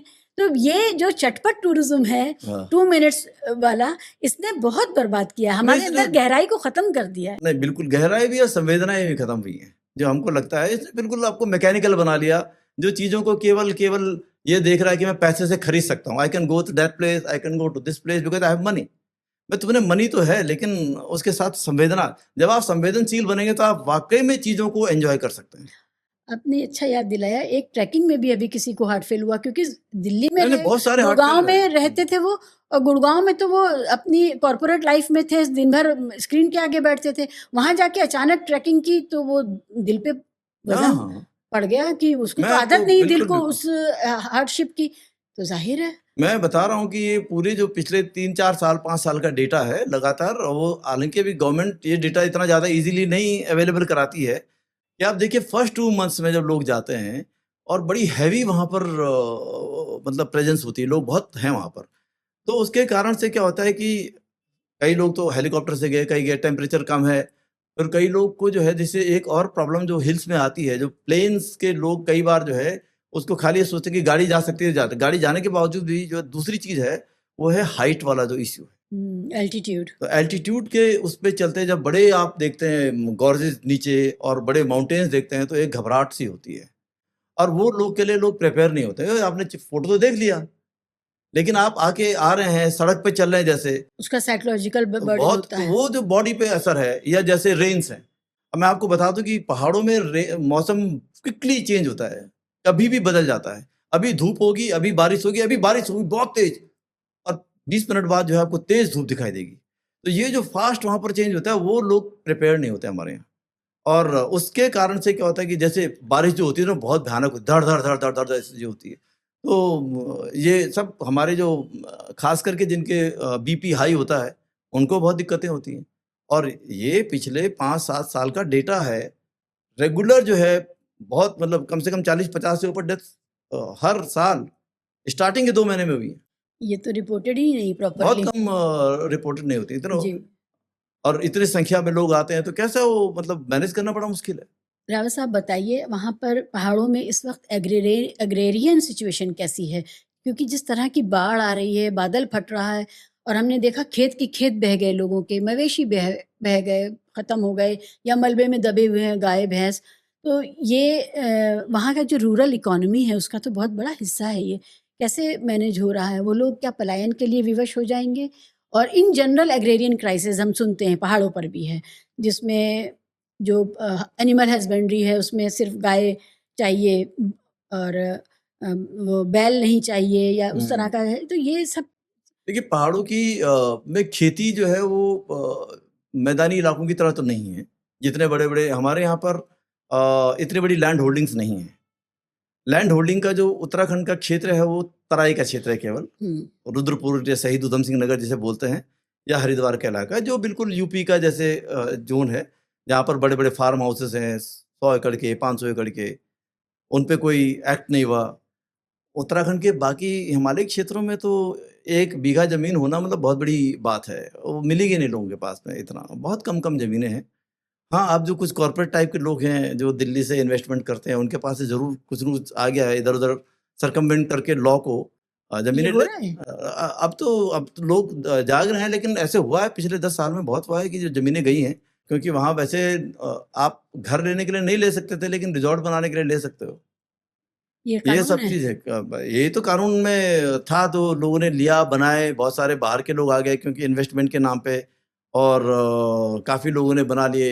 एनजीटी के ऑर्डर थे कि नदी पे नहीं बनेंगे, लोगों ने नदी से 100 मीटर के अंदर का पूरा क्षेत्र है बना दिया किनारे पे। तो एक तो वहाँ की जो इकोनॉमी थी वो फल फ्रूट सब्जियों की, जो नेटिव जो हमारी सब्जियाँ होती हैं बहुत, क्योंकि सब उसमें कोई केमिकल नहीं मिलता, तो ऑर्गेनिक सारी फार्मिंग है एक प्रकार से। और जैसे एप्पल्स की इंडस्ट्री है, सेब जिसे बोलते हैं, और बहुत सारे माल्टा, इस टाइप के बहुत सारे लोकल चीज़ें बहुत हैं। एक काफ़ल होता है हमारे यहाँ पे, और बुरांस है हमारे यहाँ बहुत अच्छा, वो फ़रवरी में मिलता है। काफ़ल जो है गर्मी में होता है, बहुत छोटा, बहुत टेस्टी होता है। तो ये स्थानीय स्तर पे जंगलों में होने वाली चीज़ें हैं, और उत्तराखंड की बायोडायवर्सिटी इंडिया में सबसे ज़्यादा मजबूत मानी जाती थी एक्चुअल में, गंगा नदी में भी और उसके बाहर भी। जैसे जो पूरा इको सेंसिटिव ज़ोन है, जैसे आप अगर गोमुख के साइड में चले जाएँ तो हर्षिल वगैरह के जो इलाके हैं, उत्तरकाशी पूरे इलाके हैं, यहाँ पर अनेकों किस्म की राजमाएँ हैं। मतलब अच्छा। 5, 6, 7, 8 ऐसे अलग-अलग टाइप की राजमाएँ आपको मिल जाएँगी। सफ़ेद है, रेड है बिल्कुल, तो हुँ। थोड़ा-सी येलोइश है, ऐसे टाइप की आपको 5-6 किस्म की वैरायटी तो आपको कहीं भी मिल जाएगी। तो ऐसी लोकल दालें हमारे यहाँ बहुत होती हैं। अलग-अलग किस्म की लोकल नेम्स हैं उनके, जो प्लेन में नहीं होती हैं, और ऑब्वियसली कि उसका टेस्ट बहुत अच्छा होता है। तो ये सब होता रहता है, लेकिन जो खतरा जो पिछले सालों में हुआ है, एक कि उत्तराखंड की जो लाइवस्टॉक पॉपुलेशन है वो कम हुई है, और क्यों वो ऐसा? अपर हिमालयन रीजन में भेड़ पालक वगैरह थे। जो पूरा बदलाव आया है 1960s के बाद से, तो क्या था कि आपने चिपको आंदोलन सुना होगा। जी। चिपको आंदोलन को बारे में जो पूरी एक धारणाएं क्रिएट की गई लेखकों के द्वारा, वो ये क्रिएट की कि भाई लोग जो है पेड़ों से बहुत प्यार करते थे, पेड़ को कटने नहीं देना चाहते थे, इसलिए चिपक गए, और कोई कॉन्ट्रैक्टर को मिलता था। लेकिन ये पूरी चीज़ों का जो है अधूरा एक विश्लेषण है। अच्छा। जो 1962 के वॉर के बाद, 1962 में चाइना का जो वॉर हुआ, उसके बाद इंडो तिब्बतन जो ट्रेड था वो बंद हो गया। तो उत्तराखंड के कई इलाकों से वो ट्रेड होती थी, जाते थे लोग, ओह! उधर से इधर, इधर से उधर। तो उसमें भेड़ बहुत था, वो जो क्या बोलते हैं, स्वेटर, वूलन हुँ, हुँ। क्लॉथ्स, कंबल, ये बहुत बनते थे, और हिमालय क्षेत्रों की नीड्स के हिसाब से वो होते थे, क्योंकि आप देखेंगे वो गर्म हुँ। जो बनते थे। और कई दवाइयाँ, कई लोकल मतलब दवाइयाँ बहुत होती थी, जो आयुर्वेदिक जो औषधि वगैरह। औषधि वगैरह। वो 62 के वॉर के बाद क्या हुआ कि ट्रेड बंद हो गया। तो ट्रेड बंद होने के कारण से क्या हुआ कि जो भेड़ पालकों का बहुत बड़ा व्यापार चौपट हो गया। तिब्बत से लोगों को तो हमने इंडिया में बसा दिया, बहुत सेटल भी किया, हिमाचल में है, इधर-उधर हर हैं, जगह, हर हर बड़े शहर में जगह, हर मिलते हैं बड़े शहर में तिब्बत। मिल जाएँगे। तिब्बत मार्केट लेकिन लगता जो है। उसके विक्टिम इंडिया के लोग हुए, उनके बारे में हमने कभी सोचा नहीं। अच्छा, वो भी है? यही तो चिपको आंदोलन की मूल है, और क्या है? बताइए क्या है? चिपको आंदोलन का मूल जो था, ये पशुपालकों का, ये जो जंगल पे लोगने वाले हमारी जनजाति के लोग हैं, उनकी माँगी थी। वो फॉरेस्ट में जाते थे, माइनर फॉरेस्ट प्रोड्यूस इकट्ठा करते थे, कुछ-कुछ लकड़ी भी काटते थे, जो होता था। अब सरकार ब्रिटिश पीरियड से ही जो था, लकड़ी काटने के लिए जंगल नीलाम करती थी। ब्रिटिश पीरियड के बाद भी वो प्रक्रिया जारी रही। तो लोगों को तो एक्सेस नहीं मिला, लेकिन कंपनियाँ टिम्बर की जो बड़ी-बड़ी हैं, इलाहाबाद की एक सीमेंट कंपनी थी, सीमेंट, वो जाके लेती थी। और इधर लोगों की बहुत सी डिमांड थी, जैसे रोड बन रहे थे तो उनकी लैंड एक्विजिशन भी, तो पैसा नहीं मिलता था, ये सब चीज़ था। और सरकार बिल्कुल जिसे बोलते हैं हैंड इन ग्लोव थी उस ज़माने में। और इंटरेस्टिंग पार्ट था कि हमारे बड़े सेक्युलर मुख्यमंत्री उस ज़माने में थे, उत्तराखंड के ही थे। उत्तर प्रदेश के मुख्यमंत्री हेमवती नंदन बहुगुणा, बहुत नाम लेते हैं जामा मस्जिद के आस-पास के लोग तो, क्योंकि इफ्तार पार्टी उन्होंने ही शुरू कराई थी। तो बहुगुणा जी जो थे वो चिपको के धुत विरोधी थे आंदोलन के। तो उन्होंने कहा कैप्टन जी साहब ये सब जो है क्या ये पहाड़ तो लोगों के लिए एक्सट्रैक्शन की चीज था उस जमाने में भी। अब जब आंदोलन बढ़ गया तो बड़ा कैसे कि जब ये गौरा देवी वगैरह, अब गौरा देवी बात की बात है कि हम्म, आंदोलन पहले से ही स्थानीय लोगों ने किया था, गौरा देवी भी स्थानीय थी, हम्म, लेकिन जैसे होता कुछ कुछ लोगों को खड़ा करना पड़ता है। हम्म, तो वो जो टिम्बर के पूरे ठेकेदार थे उन्होंने उस गांव में आना था, रेणी गांव में, और सरकार ने एक चाल चली, अधिकारियों ने गांव के सारे पुरुषों को जो है किसी काम से जिला मुख्यालय बुला दिया, 30-40 किलोमीटर है गोपेश्वर, यस, कि भाई आपकी मांगों को बात करने के लिए आपको डीएम साहब बात कर रहे हैं, और इधर से ठेकेदारों को गांव भेज दिया काटने के लिए। देखिए एक ये आप अंग्रेजों समझ जैसी लें, चाल। बिल्कुल चाल हुआ है। और कौन कर रहा है? जो हमारा मुख्यमंत्री है, जिसको अभी कोई विलन नहीं बोलता है। हेमवती नंदन बहुगुणा सबसे बड़े विलन थे इस उसमें, लेकिन कोई नहीं बोलता। वो हिमालय के वरद पुत्र बोलते हैं उनको पहाड़ों में। ब्राह्मण है तो ब्राह्मण कैन डू नो उल्टी रॉन्ग बात, एकदम उल्टी बात। है। अब देखिए वो जब ठेकेदार वहां पहुंच गए तो गांव में केवल महिलाएं थी, तो गौरा देवी महिला मंगल दल चलाती थी। तो उन्होंने देखा ठेकेदार आ गया तो उन्होंने कहा कि क्या करें, तो उन्होंने सबको इकट्ठा कर लिया। उसने कहा आओ भाई इन ठेकेदार से लड़ना है। तो सारे लोग थे, उनके भी लोग थे। तो पहले उन्होंने सोचा औरतें हैं, इनको तो हम भगा देंगे, लेकिन औरतों ने कहा कि हमारे पास दराती भी होती है और सब कुछ है, काट डालेंगे तुमको सबको। तो ये लोग जो है मतलब बेचारे, इनको जो खाना खुना बनाए थे इनको खाना वाना खाने दिया, बोला अभी निकल जाओ सीधे, और यहाँ आना मत दोबारा इस गांव में, नहीं बचोगे नहीं। तो सारी महिलाएं जो थी 25-30 जो भी थी गांव की, सब ने जो है निकला, और जब भगा दिया सबको बैठा के नीचे से, तो उसके बाद तो खैर हंगामा हो गया और दुनिया भर में एक खबर चली भी। शानदार लम्हा है वो हमारे बहुत बड़ा पर्यावरण बचाओ आंदोलन बिल्कुल। के। तो उसके बाद क्या हुआ देखिए कि मुख्यमंत्री जी ने 3-4 लोगों को बुलाया वार्ता करने के लिए लखनऊ। तो 2-3 लोग गए, और लोग वही थे जो बाहर के, उनके बड़े बड़े, अब उनके नाम मैं नहीं लूंगा, समाजवादी किस्म के और सब बड़े बड़े प्रगतिशील नामी गिरामी इनाम वाले, वो लखनऊ गए और उनके साथ एक समझौता कर दिया।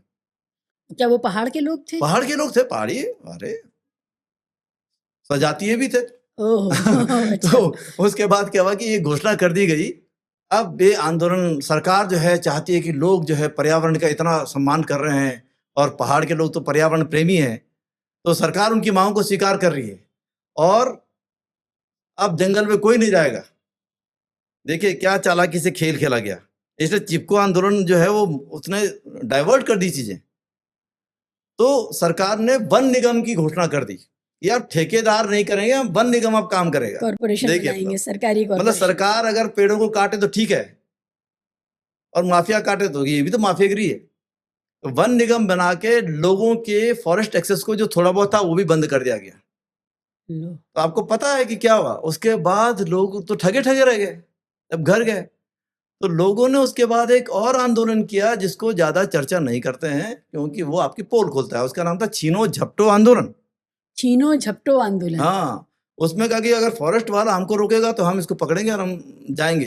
तो जब ये आंदोलन बढ़ने लगा तो सरकार को फिर समझ आया कि भाई लोग जो है, जो गांव के लोग हैं जिन्होंने इस जंगलों को बनाया है, उन्हीं को आप उनके छोटी छोटी चीजों के लिए जंगल से बाहर करोगे। इस तरह से बनाया गया वन निगम का कानून, और निगम बनाया गया कि जो लोकल लोग हैं उन्हीं की एक्सेस खत्म कर दी हाँ। जाए वन से। वन का मतलब ये बोल दिया गया कि भाई आप तो प्रकृति प्रेमी हैं, पर्यावरण की सेवा कर रहे हैं, तो अब सबका किसी का भी बन जाना बंद, संरक्षण हम करेंगे। हम सब मतलब आप ठेकेदारी दे दी कि लकड़ी काटने का ठेका वन निगम, लकड़ी कटना तो बंद है वो ना, बंद वन नहीं निगम हुआ। तो लकड़ी तो काटता ही है ना अभी भी। वन निगम का काम क्या है बाकी? वन निगम का कोई काम थोड़ा ना, उनका काम यही होता ना कि लकड़ी जो निशान लगाते थे कितनी पुरानी हो गई कितनी नहीं, तो ठेकेदारी तो अभी चल ही रही है उनकी। तो देखिए ये नेता हमारे जो हैं बहुत शातिर हैं। ऐसा नहीं है कि वो बहुत आसानी से, मतलब उनको भक्त भगवान हम ही लोग बनाते हैं, और ये वो हैं जो जिनको सेक्युलर लिबरल सब मान के करते हैं कि भाई ये समाजवादी भी हैं। लोग इनके नाम के आगे बिल्ला लगा लगा के अभी भी जयंती मनाते हैं, लेकिन कोई सवाल नहीं पूछता कि भाई इन्होंने क्या किया। पहाड़, वो मुख्यमंत्री था भाई उत्तराखंड, उत्तर प्रदेश का। भाई लखनऊ में मुलायम सिंह जी बोलते थे हमारे गुरु हैं। तो जितने भी ये लोग हैं, मतलब मेरा कहने का मतलब है कि जो इतिहासकार भी हैं उन्होंने ये पार्ट जो है गायब किया। क्या हुआ कि उसके बाद फिर लोग को एक्सेस हो गई, लेकिन बहुत उतनी एक्सेस वैसी नहीं हुई जो पहले थी। तो क्या हुआ कि उनके भेड़ बकरी जो है अब जाए तो कहाँ रखे। एक तरफ ये स्थितियां हो गई लगातार, उसके बाद आर्थिक स्थितियां ऐसी तैयार करने लगे, सरकार का कोई बहुत दिलचस्पी नहीं रही। जबकि आज भी मैं कह रहा हूँ उत्तराखंड की इकोनॉमी के लिए पशुपालन सबसे बेहतरीन, अच्छा। सबसे बेहतरीन है, और उसको रिवाइव किया जाना बहुत जरूरी है। मैं आज की डेट पे बता रहा हूँ इसी। और पशुओं से खाना पशु मिलता है, मतलब चीज, बेसिकली दूध, पशुपालन में वहाँ डेयरी। गाय भैंस पालन तो ऊपर नहीं होता है, हाँ। हिमालय क्षेत्र की मैं बात कर रहा हूँ, नीचे की तो भैंस पालन है। जैसे वन गुजर्स हैं वो भैंस पालते हैं, लेकिन जो ऊपर के। हिमालय की रीजन के जो अपर हिमालयन रीजन है, जो जो हिल डिस्ट्रिक्ट में है, वहां पर जो है भेड़ पालन सबसे बढ़िया है। वो भेड़ की क्वालिटी भी बड़ी हाई होती है, बहुत अच्छी भी होती है, ऊन से लेकर के वो लाइव स्टॉक का जो पूरा सिस्टम है, वो आज भी अगर सरकार को चाहिए तो ये एक सबसे अच्छा इकोनॉमिक मॉडल वहां के लिए अभी भी हो सकता है। पहाड़ों पे खान पान किस तरह का है? सब शाकाहार है क्या? इतना वहाँ पर सब्जी और दालें और ये सब मिल जाता है कि प्रोटीन की रिक्वायरमेंट पूरी हो जाए लोगों की? क्योंकि जब फौज में जा रहे हैं आपके लोग। देखिए पहाड़ों में एक बहुत इंटरेस्टिंग चीज़ ये है कि हमारे यहाँ वेजिटेरियन वैरायटी बहुत ज़्यादा है, वो दूसरी जगह नहीं मिलेगी। मतलब जैसे मैंने कहा पल्सेज जो है हमारे यहाँ अलग अलग किस्म के हैं, जैसे सोयाबीन बहुत किस्म की वैरायटी है, दालों की वैरायटी बहुत ज़्यादा है। लेकिन पहाड़ जो है वहाँ मांसाहार भी बहुत चलता था शुरू से ही, प्रोबेबली क्योंकि वहाँ के जो पूरे हिमालय क्षेत्र की अगर हम बात करें, पूरे हिमालय क्षेत्र में दशहरा का टाइम है, नेपाल चले जाइए काठमांडू में, और काठमांडू की जो सबसे इम्पोर्टेंट मार्केट है थामेल, वहाँ चले जाइए तो आपको पता चल जाएगा आपके बीफ वहाँ खाया जाता इतना ज़्यादा जो है वो पड़ेगा। आप नॉर्थ ईस्ट चले जाइए, वहाँ हर भी एक बीफ। रीजन में, अरुणाचल से लेके सारे रीजन देख लीजिए, लद्दाख चले जाइए, याक भी लोग खाते हैं। हमारे यहाँ भेड़ बहुत था, भेड़ का और बकरे का, और जिन जगहों पे मछली मिलती है, मतलब ये छोटे छोटे कस्बों में भी जो है ऊपर के, जहाँ की आबादी बहुत कम है, आपको हर जगह एक मीट शॉप मिल जाएगी। और रोज मीट की दुकान में बना हुआ कुक्ड मीट जो है, जैसे हमारे यहाँ भुटवा बहुत चलता है, भुटवा मैंने जो इंटेस्टाइन का जो अंदर वाला जो, वो एक स्पेशली क्वालिटी है। अच्छा। इतना पहाड़ों में पॉपुलर है, आई कांट टेल कि मैदान में इतना चलता होगा। नहीं, मछली जो है सुना ही नहीं मैंने कभी। यमुना के किनारे की मछलियां इतनी बिकती हैं, 2 घंटे की दुकान लगाता सब खत्म हो जाएगी। देहरादून में आप जाएंगे, जो उत्तराखंड की वैली है, उसके एक इलाके में आपको कम से कम दर्जनों जो है चिकन मीट की शॉप मिलेंगी, दर्जनों, एक भी नहीं। आप पहाड़ों में ऊपर हिमालय में चले जाएंगे, आपको हर जगह मिलेगा। मतलब जो मटन मैंने पिथौरागढ़ में खाया है ट्रेडिशनल क्वालिटी का, कहीं नहीं मिलेगा। इतना बेहतरीन बनता है वो, बिल्कुल हमारे जो बनाने के भी तरीके होते थे वो ट्रेडिशनल होते थे। देवी का जो हमारे यहाँ पूरा ऑफरिंग होती थी वो भी था, देवी को भी ऑफर देवी का करते हैं ऑफर होता, मांस। बिल्कुल। बकरी का बकरा जो खस्सी जिसे बोलते हैं, हाँ। जो मेल जो एक स्पेशल जो होता है ना खस्सी, या यहाँ पर खस्सी बोलते हैं, हमारे यहाँ बोलते हैं बुकटिया। अच्छा। बुकटिया होता है मेल, जो क्या बोलते हैं उसको, एक स्पेसिफिक होता है, जैसे आप लोग का ईद में होता है ना कि जो जिसको आप खस्सी खस्सी बोलते हैं ना, आप लोग क्या बोलते हैं मुझे ज्यादा नहीं पता नहीं है। तो मतलब basically a goat which has no relationship with anyone, वो पैदा होने से इसको अलग कर दिया जाता है। अच्छा। और जैसे नंदा देवी हमारे यहाँ की गॉडेस है, जो गार्जियन गॉडेस ऑफ उत्तराखंड है, नंदा देवी। और नंदा देवी राज जात यात्रा हर 12 साल में होती है। अच्छा। करीबन 250 किलोमीटर की यात्रा होती है, वो दुनिया के सबसे कठिन यात्राओं में से है, जो रिलीजियस यात्रा होती है। नंदा देवी राज जात यात्रा से बोलते हैं, इन 12 ईयर्स। और वो नंदप्रयाग की जगह है, वहाँ उसके पास में एक गाँव है नौटी गाँव, वहाँ से स्टार्ट होती है। और होमकुंड जो आपका बिल्कुल हिमालय का क्षेत्र है, बहुत हाइट पे 5000 मीटर की हाइट पे है, और ये 22-23 दिन की यात्रा होती है, ऑलमोस्ट बेयरफुट, विंटर, पहाड़ों पे। और इतना जोश होता है लोगों की, पूरा अपना ट्रेडिशनल पैटर्न है। और उसमें हाँ आप बिल्कुल पारंपरिक खाना होता है, उसमें कोई मीट मांस प्याज लहसुन कुछ नहीं होता उसमें, उस 22 दिन के दौरान में। अच्छा। नथिंग। और उसका जो स्टार्टिंग होती है, उसमें चलने वाला आगे जो है वो खाड़ू होता है, चौसिंगिया खाड़ू, खाड़ू जो बोलते हैं, जो बकरा होता है। अच्छा। वो एक स्पेशल होता है। ओके। वो यात्रा के स्टार्ट में चलता है, आगे लीड वही करता है। अच्छा। वो 4 सींग वाला माना जाता है उसको। तो वो जब पैदा होता है तो उसकी एक अलग वो प्रोसेस है।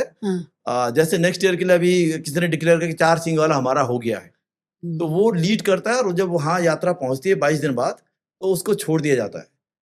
तो इनिशियली ये था कि राज परिवार में जब होता रहा होगा तो उसकी स्लॉटरिंग होती रहेगी, उसका ऑफरिंग होता होगा। अभी टेम्पल में ऑफरिंग नहीं होती है, घरों में तो ऑफरिंग होती है, लोग करते हैं। बल्कि इस साल आपने देखा होगा कि आप नैनीताल कह रहे हैं पशु बलि ऑफर की जाती है देवी देवताओं को, हाँ और वो मांस खाया जाता है। बिल्कुल। अभी इस साल तो केस हुआ ना नैनीताल हाईकोर्ट में, उत्तराखंड हाईकोर्ट में इस साल, अभी जब नंदा देवी की पूरी जो उनका मनाया जाता ना फेस्टिवल, तो नैनीताल भी नंदा देवी का माना जाता ना क्षेत्र, जी। तो नैनीताल में किसी ने पिटिशन किया था हाईकोर्ट में। तो क्या क्या पिटिशन पिटिशन था कि राइट टू स्लॉटर, अच्छा वो एक्सेप्ट हुआ।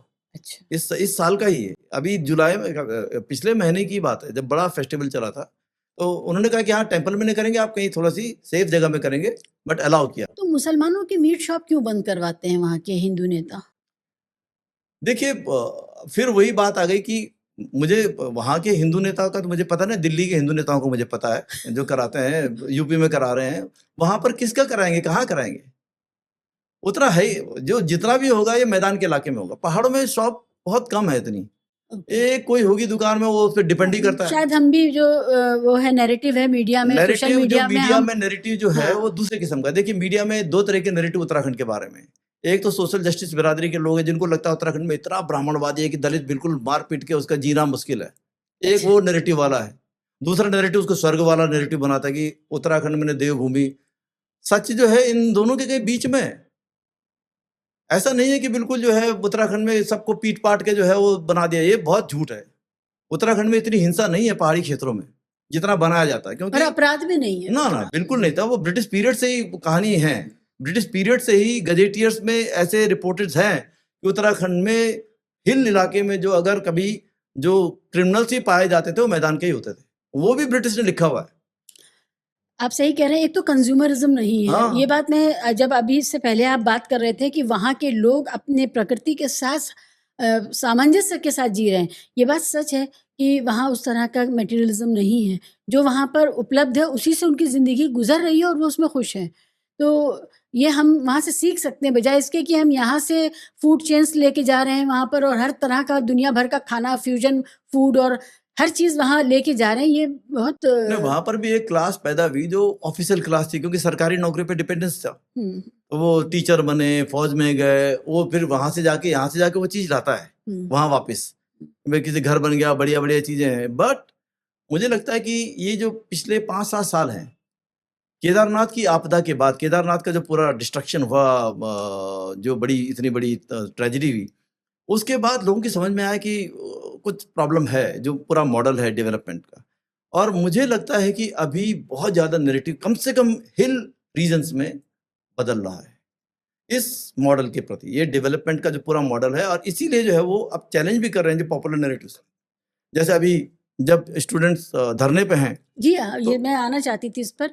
आप बताइए, एक तो ये कि जो नैरेटिव है और अब युवा जिस तरह से सामने आए हैं, और ख़ासकर पहाड़ के असम में हो रहा है, लद्दाख में हो रहा है, उत्तराखंड में हो रहा है, हिमाचल का भी हमें पता है, वहाँ पर भी शांति नहीं है, लोग बहुत परेशान हैं।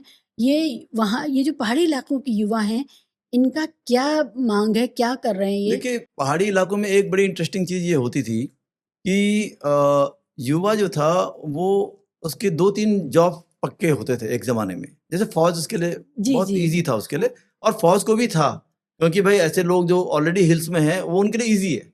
देखिए लद्दाख में जितनी बड़ी जो हेल्प लद्दाख के लोगों से होती है, और लद्दाख स्काउट आर्मी में एक हिस्सा होता था, वो कोई यूपी बिहार से या कहीं से लाके आप ट्रेनिंग कराएंगे, लेकिन वो वैसा नेचुरल नहीं हो सकता है। बर्फ के इलाके में जाके लड़ना, वहाँ रचे बसे बिल्कुल बिल्कुल। ऐसे ही उत्तराखंड के भी लोग हैं, क्योंकि हिमालयी क्षेत्रों में तो उनकी वो मतलब लीन और रहेंगे, और लेकिन उसके अंदर स्टेमिना बहुत रहेगा। तो उस तरीके से जो तो उनको पहले नौकरियां मिल जाती थी, सर्विसेज में मिलती थी, आर्मी में मिलती थी, पैरामिलिट्रीज में मिल जाती थी। लेकिन अब ये सब अग्निवीर आ गया, अब अग्निवीर आ गया, तो ये एक्सेप्टेबल नहीं रहा लोगों को, क्योंकि वो नहीं पसंद कर रहे कि अग्निवीर में जाके। हमारे यहाँ एक चीज़ बहुत है जो दैट मेक्स डिफरेंट थिंग, जैसे यूपी या बिहार में मैंने देखा लोग शादी उदी कर देते हैं बच्चों की, चाहे नौकरी लगे ना लगे। गाँव में मैंने देखा, हमारे यहाँ नहीं होता। लोग बोलेगा पहले पैसा कमा तब करेंगे। ये नॉर्मली पहाड़ों के अंदर ही है, और बहुत एक इसको लेते हैं इज्जत से लोग कि भाई हाँ भाई पहले वो। किस प्रकार की नौकरी करनी, ये भी एक उनके दिमाग में रहता है। तो फौज एक एक उनका सपना रहता है, लोगों को बहुत तैयारी करते हैं लोग, और जाने का ऑब्वियसली बहुत ऑफिसर भी बन रहे हैं बच्चे लोग, आज की डेट पे निकल भी रहे हैं। लेकिन जो मतलब एक जो जवान की कैटेगरी में जो लोग जाते थे, एक तादाद उसमें ज़्यादा होती थी, क्योंकि वो ज़्यादा एकोमोडेट करती है चीज़ों को, वो लगातार कम हो गया। दूसरी चीज़ जो थी, जो बाकी जो टीचिंग जॉब वहाँ होते थे, जो बाकी स्थानीय जॉब थे, वो लगातार कर्टेल हो गए हैं, बहुत कम हो गए। तो बच्चों के पास अब क्या रह गया? हमारे पास बिजनेसमैन तो है नहीं, हमारे पास बिजनेस नहीं है अपना, तो अपने कोई इतना बड़ा इंफ्रास्ट्रक्चर नहीं है, ना हो सकता है। ज़मीनें होती हैं तो आधा बीघा भी नहीं होता, ज़मीन ही नहीं होती घरों में, इतना केवल अपने घर बनाने लायक ज़मीन होती है। तो अब उस जगह पे फिर क्या करेगा आदमी? उसका असंतोष बढ़ता रहा, क्योंकि आप देखिए कि किसी भी स्टेट में पिछले 10 साल में मेरे को नहीं लगता कहीं कोई एग्ज़ाम कंप्लीट हुआ हो, किसी भी स्टेट में नहीं। और ये एक इतना बड़ा क्राइसिस है कि जिस दिन सपोज कीजिए यूपी बिहार का युवा बिल्कुल बैठ गया सड़क पे कि मैं अब खड़े नहीं होने वाला, तो क्या करेगा स्टेट? ये पकड़ के डालेगा ना जिसको डाला। लेकिन आप समझिए कि युवा फ्रस्ट्रेटेड हो रहा है लगातार, और पहाड़ का युवा जो है, जो कि अपने आप में उसका उसका उसमें देहरादून में आता है। मैं अक्सर देहरादून जाता हूँ, वहाँ एक लाइब्रेरी है, दून लाइब्रेरी, बहुत बढ़िया लाइब्रेरी बनाई उन्होंने। और आपको बता रहा हूँ कि उस लाइब्रेरी के अंदर पहली बार मैंने देखा कि कोई पब्लिक उससे यूज़ करके एक लाइब्रेरी बनी, और उसमें इतना यूथ बैठता है, पर डे आप जाएँगे कम से कम 4-5 हज़ार स्टूडेंट वहाँ दिन भर पढ़ाई करता है, लाइब्रेरी में? लाइब्रेरी में। हमारे प्रोग्राम्स होते हैं, मैं जाता हूँ तो मुझे बड़ी खुशी होती है, क्योंकि ऑटोमेटिकली आपको जो है ना 500 हज़ार युवा मिल जाएगा कभी भी। अरे वाह! और वो बैठ के वहाँ मतलब 8-10 मंजिल वो बनाए हुए हैं उन्होंने, और कुछ 200-300 रुपए मेंबरशिप फीस लेते हैं साल की, बहुत कम है, लेकिन it's a very good place. तो एक वो मतलब उसकी फ्रस्ट्रेशन होगी कि भाई मेरी नौकरी का कोई चांस नहीं है। हमारे यहाँ नौकरी ही एक चीज़ होती थी, और कोई चीज़ ज़्यादा था नहीं, सरकार नौकरी नहीं दे रही है, टीचर्स हैं नहीं, तो वो क्या करेगा? वो पढ़ने के बाद जो है उसको एक गिल्ट कॉन्शियस होता है कि मैं अपने घर से पैसे ले रहा हूँ और मैं दे नहीं पा रहा हूँ। तो ये इसके कारण से जो है फ्रस्ट्रेशन आ गई। और ऊपर से जो होता क्या है कि जब युवा बैठता है, तो जैसे हम धरने प्रदर्शन में बैठते हैं, तो हम लोग भी जब बहुत ज़्यादा भीड़ होती है तो बहुत बहुत कुछ बोलते हैं ना, जोश हो जाता है। जोश होता है, जो हमारी चीज़ भी नहीं होती तो उस समय लोगों को क्रांति भी लगने लगती है। फिर उसमें बहुत सारे नए कोई और भी आ जाते हैं। भाई जब मूवमेंट होती है, तो मूवमेंट में बहुत सारे दूसरे इंटरेस्ट ग्रुप भी आते हैं। आप हर एक को तो पूछ नहीं सकते कौन क्या है, किसी ने कुछ बोल दिया। अब आज के दौर में क्या हो रहा है कि आपने कुछ बोला तो दूसरा बैठा हुआ है कि आपको उस हिस्से को काट करके कैसे मैं नए तरीके से प्रेज़ेंट कर लूँ। और वो जाके अब आपने बोल दिया कि भई ये युवा जो है वो देशद्रोही है, क्योंकि एक महिला ने कुछ स्टेटमेंट दे दिया था कि भई वो हम इनको आने नहीं देंगे, ये नहीं, तो ये लोग बोलते हैं पॉलिटिकल लीडर को कि भई तुम आके हमारे साथ हिंदुत्व के नाम पे वोट माँग रहे हो, तो हम हिंदू ही तो लड़के हैं ना। अब क्या हुआ? जब यहाँ से एक दिल्ली वालों ने यहाँ क्योंकि ये पेड ट्रोल्स है ना, ये नौकरी कर रहे हैं जो आईटी हमारे सेल के। हाँ, आईटी सेल की नौकरी कर रहे हैं, ये लिखते हैं, कुछ भी लिख देते हैं। इनको कोई पता नहीं है, देश कभी घूमे नहीं है। दिल्ली में बैठ के प्रवचन देते रहते हैं, पैसा खूब मोटा मिल रहा है तो उसके हिसाब से। तो वहाँ जो है लिख दिया कि वो देशद्रोही है, क्योंकि उन्होंने तुमको सवाल कर दिया। तो देशद्रोही है, सवाल कर दिया भाई, अभी तो सारे जितने बच्चे बैठे हुए हैं, अब वहाँ पर लोग दुर्गा जी का पाठ भी कर रहे हैं, गाना भी गा रहे हैं, भजन भी कर रहे हैं। तो पहाड़ का जो है वो तो अपना नॉर्मली धार्मिक ही है। और उसका बस वही हिस्सा कहीं से बना के काट हाँ, के उसको प्रचारित कर दिया कि ये जी। देशद्रोही है। वो दुर्गा पूजा भी कर रहे हैं, हाँ, हाँ, हाँ, पाठ पूरा भी कर रहे हैं, वो नहीं दिखाया। ना, वो नहीं दिखाएगा ना, वो तो अब रोज़-रोज़ सुबह-शाम लोग बात कर रहे हैं। और हाँ, ये बात ये है कि आप उनको जो है, जैसे आप कहीं दूसरी जगह जाके छल सकते हो, वो एक डिस्टेंस हो गया। मतलब ठीक है कि मतलब कांग्रेस पार्टी के लिए कोई बहुत बड़ा वहाँ पर ऐसा क्रांति नहीं दिखाई दे रही है, लेकिन उत्तराखंड में जो एक रीजनल सेंटिमेंट खड़ा हो रहा है, वो कितना सक्सेसफुल होता है, ये बात तब आएगी जब जो पहाड़ के जो लड़ाई लड़ने वाले लोग हैं, उनको मैदान के लोगों के साथ, जो उत्तराखंड के जो प्लेन्स है, उसके साथ बैठ के एक सामंजस्य करना पड़ेगा पॉलिटिकली, तो तब वो सफल होगी। अदरवाइज़ मुझे नहीं पता कि ये कितना सफल होता है, लेकिन एक स्ट्रॉन्ग रीजनल सेंटिमेंट की तरफ उत्तराखंड बढ़ रहा है इस समय। रावत साहब, जनरली यही होता है, जो नीचे से ग्राउंड स्वेल है, वो रीजनल सेंटिमेंट ही होता है हमेशा, ग्राउंड लेवल का। चाहे असम हो, चाहे उत्तराखंड हो या और कहीं का हो। जो राष्ट्रीय मेटा नैरेटिव्स होते हैं, हुँ। वो सिर्फ़ मीडिया में ही दिखते हैं। कॉमन मैन वो अपने ही हाँ, दुखों बिल्कुल, से बिल्कुल सही। प्रेरित होता है कि भाई बिल्कुल। हमारा दुखों का निवारण होना चाहिए। एक दिलचस्प बात आपने कही थी कि बड़ा ये दलित वाला डिस्कोर्स बहुत चल रहा है। तो आप बताइए कि पहाड़ों में कास्ट का किस तरह का स्ट्रक्चर है और क्या कास्ट रिलेटेड क्राइम्स जिसको हम हेट क्राइम कहते हैं या जो दलितों के विरुद्ध अपराध हो रहे हैं, वो उसके बारे में बताइए क्या वो हो रहे हैं? और जो अलग-अलग जाति परिषद होती हैं, हुँ, हुँ। है ना? बिरादरी पंचायत है, जाति कहीं कहीं जाति परिषद है, इसका क्या सीन है? वहाँ पर कोई पॉलिटिकल मुद्दे भी हैं?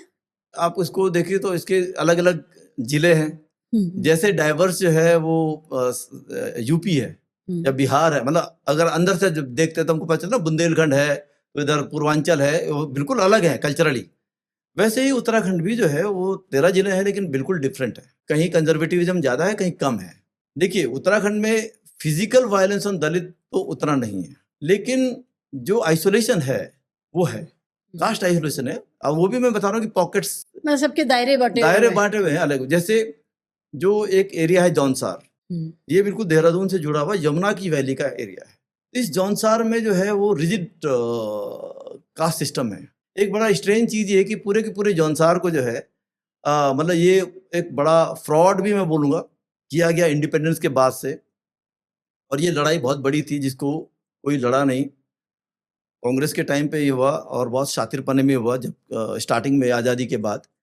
इस जौनसार के पूरे इलाके को शेड्यूल्ड एरिया घोषित कर दिया गया। यानी कि सारे के सारे लोग जौनसार के अंदर जो रह रहे हैं उनको शेड्यूल्ड ट्राइब के अंतर्गत घोषित कर दिया गया। अब जौनसार में शेड्यूल्ड ट्राइब है तो वहाँ दलित भी है और वहाँ मतलब दलित ही है और तो आदिवासी तो है ही नहीं। और ये है तो दलितों को तो कुछ रोजगार मिलता नहीं।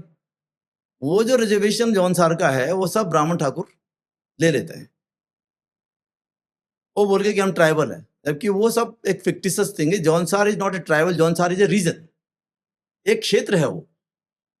और उस क्षेत्र में जो है कई बार जो है वो जातीय जो पंचायत का समूह है, जैसे मंदिर एंट्री अभी भी दलितों की हर जगह पे बहुत आसान नहीं है।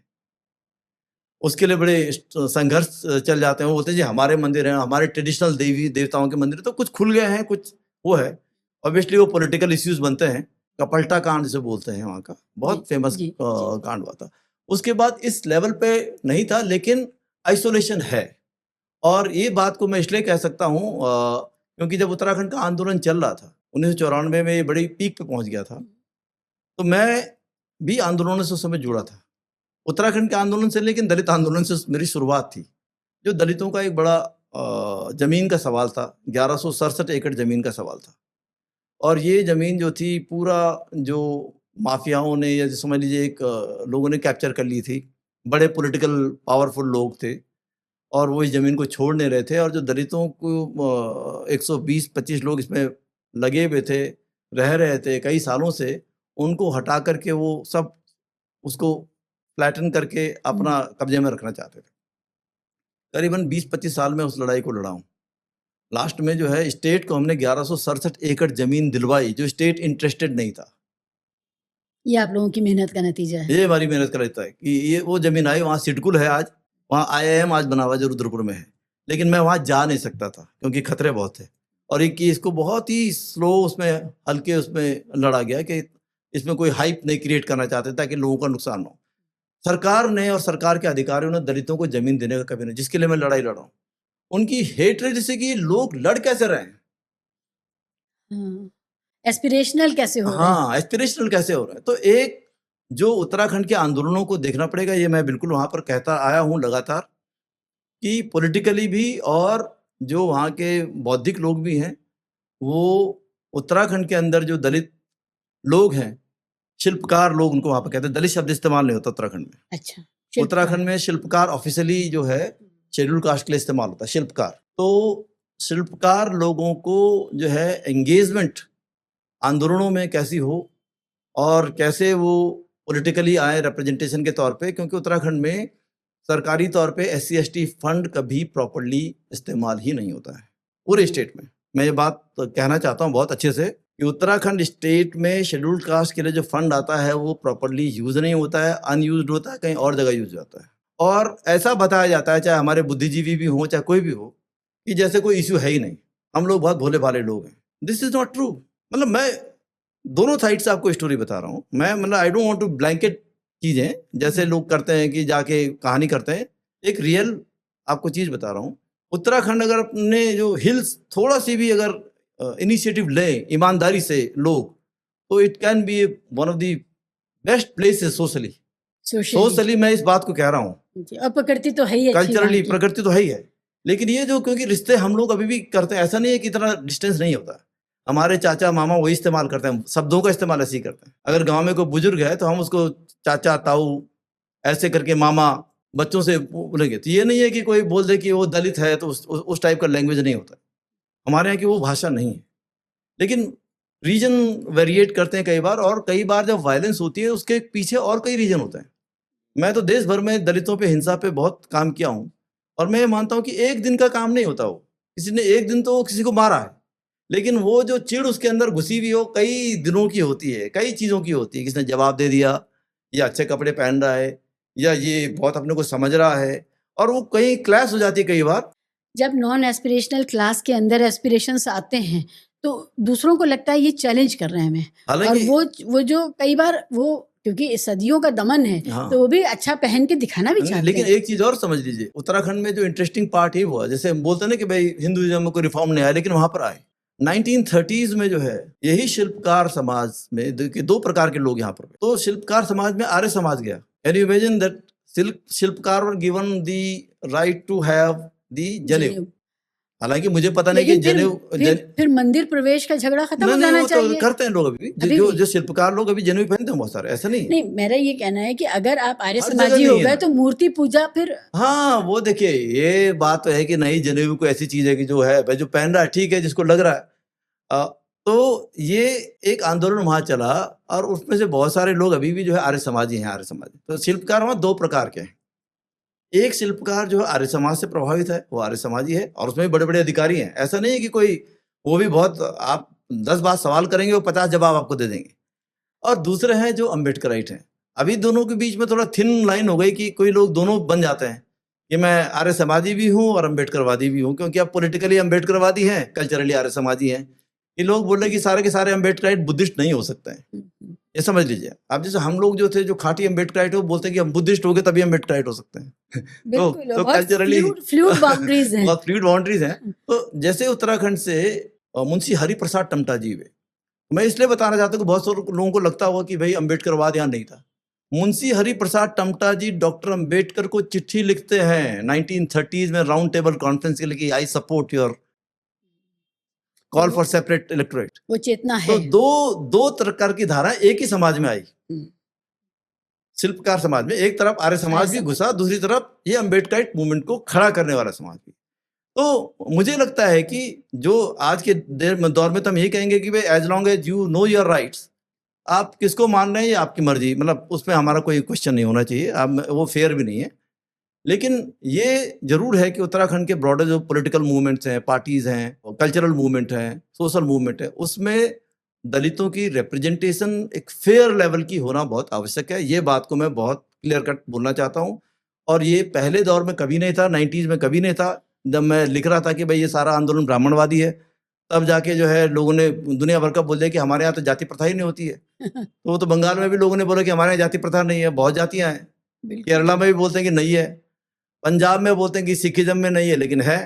तो ये सब जगह है। लेकिन अगर आप रिप्रेजेंटेशन दे रहे हैं तो आप जो है वो रहिए। आपको, हम किसी को बदलना नहीं चाहें कि आप अपनी आइडेंटिटी को छुपा दो, बदल दो, क्यों बदलो, लेकिन उसका राजनीतिक और सामाजिक तौर पे, सांस्कृतिक तौर पे प्रतिनिधित्व और इंटीग्रेशन होना जरूरी है। इतनी आपदा आई है प्राकृतिक और लोग उजड़ गए हैं, और अभी कुछ आवाजाही नॉर्मल हो रही है, क्या काम युद्ध स्तर पे चल रहा है चीजों को ठीक करने का?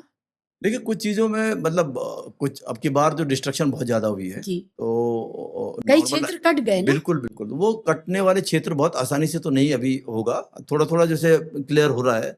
रोड वहाँ पर जो है वो BRO के हाथ में होती है, जो आर्मी का है, तो उसके कारण से थोड़ा रोड में वहाँ वो काम जो है SDRF की टीम जो है वो उत्तराखंड में थोड़ा एक्टिव है। तो धराली में जैसे हुआ, लोगों का बिल्कुल जो उनका लैंड था, जो घर था, जो दुकान थी, होटल था, सब खत्म हो गया है। धराली से भी एक सबक सीखिए देखिए कि हमारे जो पहले जो, इसलिए मैं फिर उसी चीज पे आ रहा हूँ, पहले जो लोगों ने घर बनाए वो कोई घर नहीं टूटा। धराली जो पुराना कस्बा है वैसे का वैसे ही है, पुराना गांव जो है वो अफेक्टेड नहीं है। नीचे जो बने होटल्स और जो छोटे मोटे रेस्टोरेंट वगैरह थे, मरने वालों में जो है 90% से ऊपर जो है वो मैदान का आदमी है, जो यहाँ से गया था, जो गया नौकरी कर था, रहा जो था। काम करता था, जो वो ये रोजगार लेबर था, वो उसमें ज्यादा मरा। लोकल जो है वो 2-4 ही मरे हैं, ज्यादा नहीं मरे हैं। तो पुनर्वास का उतना बड़ा संघर्ष नहीं नहीं है। नहीं, मेन संघर्ष है कि जैसे होटल जिसका बहुत बड़ा हाँ, इन्वेस्टमेंट था वो वो तो खत्म हो गया।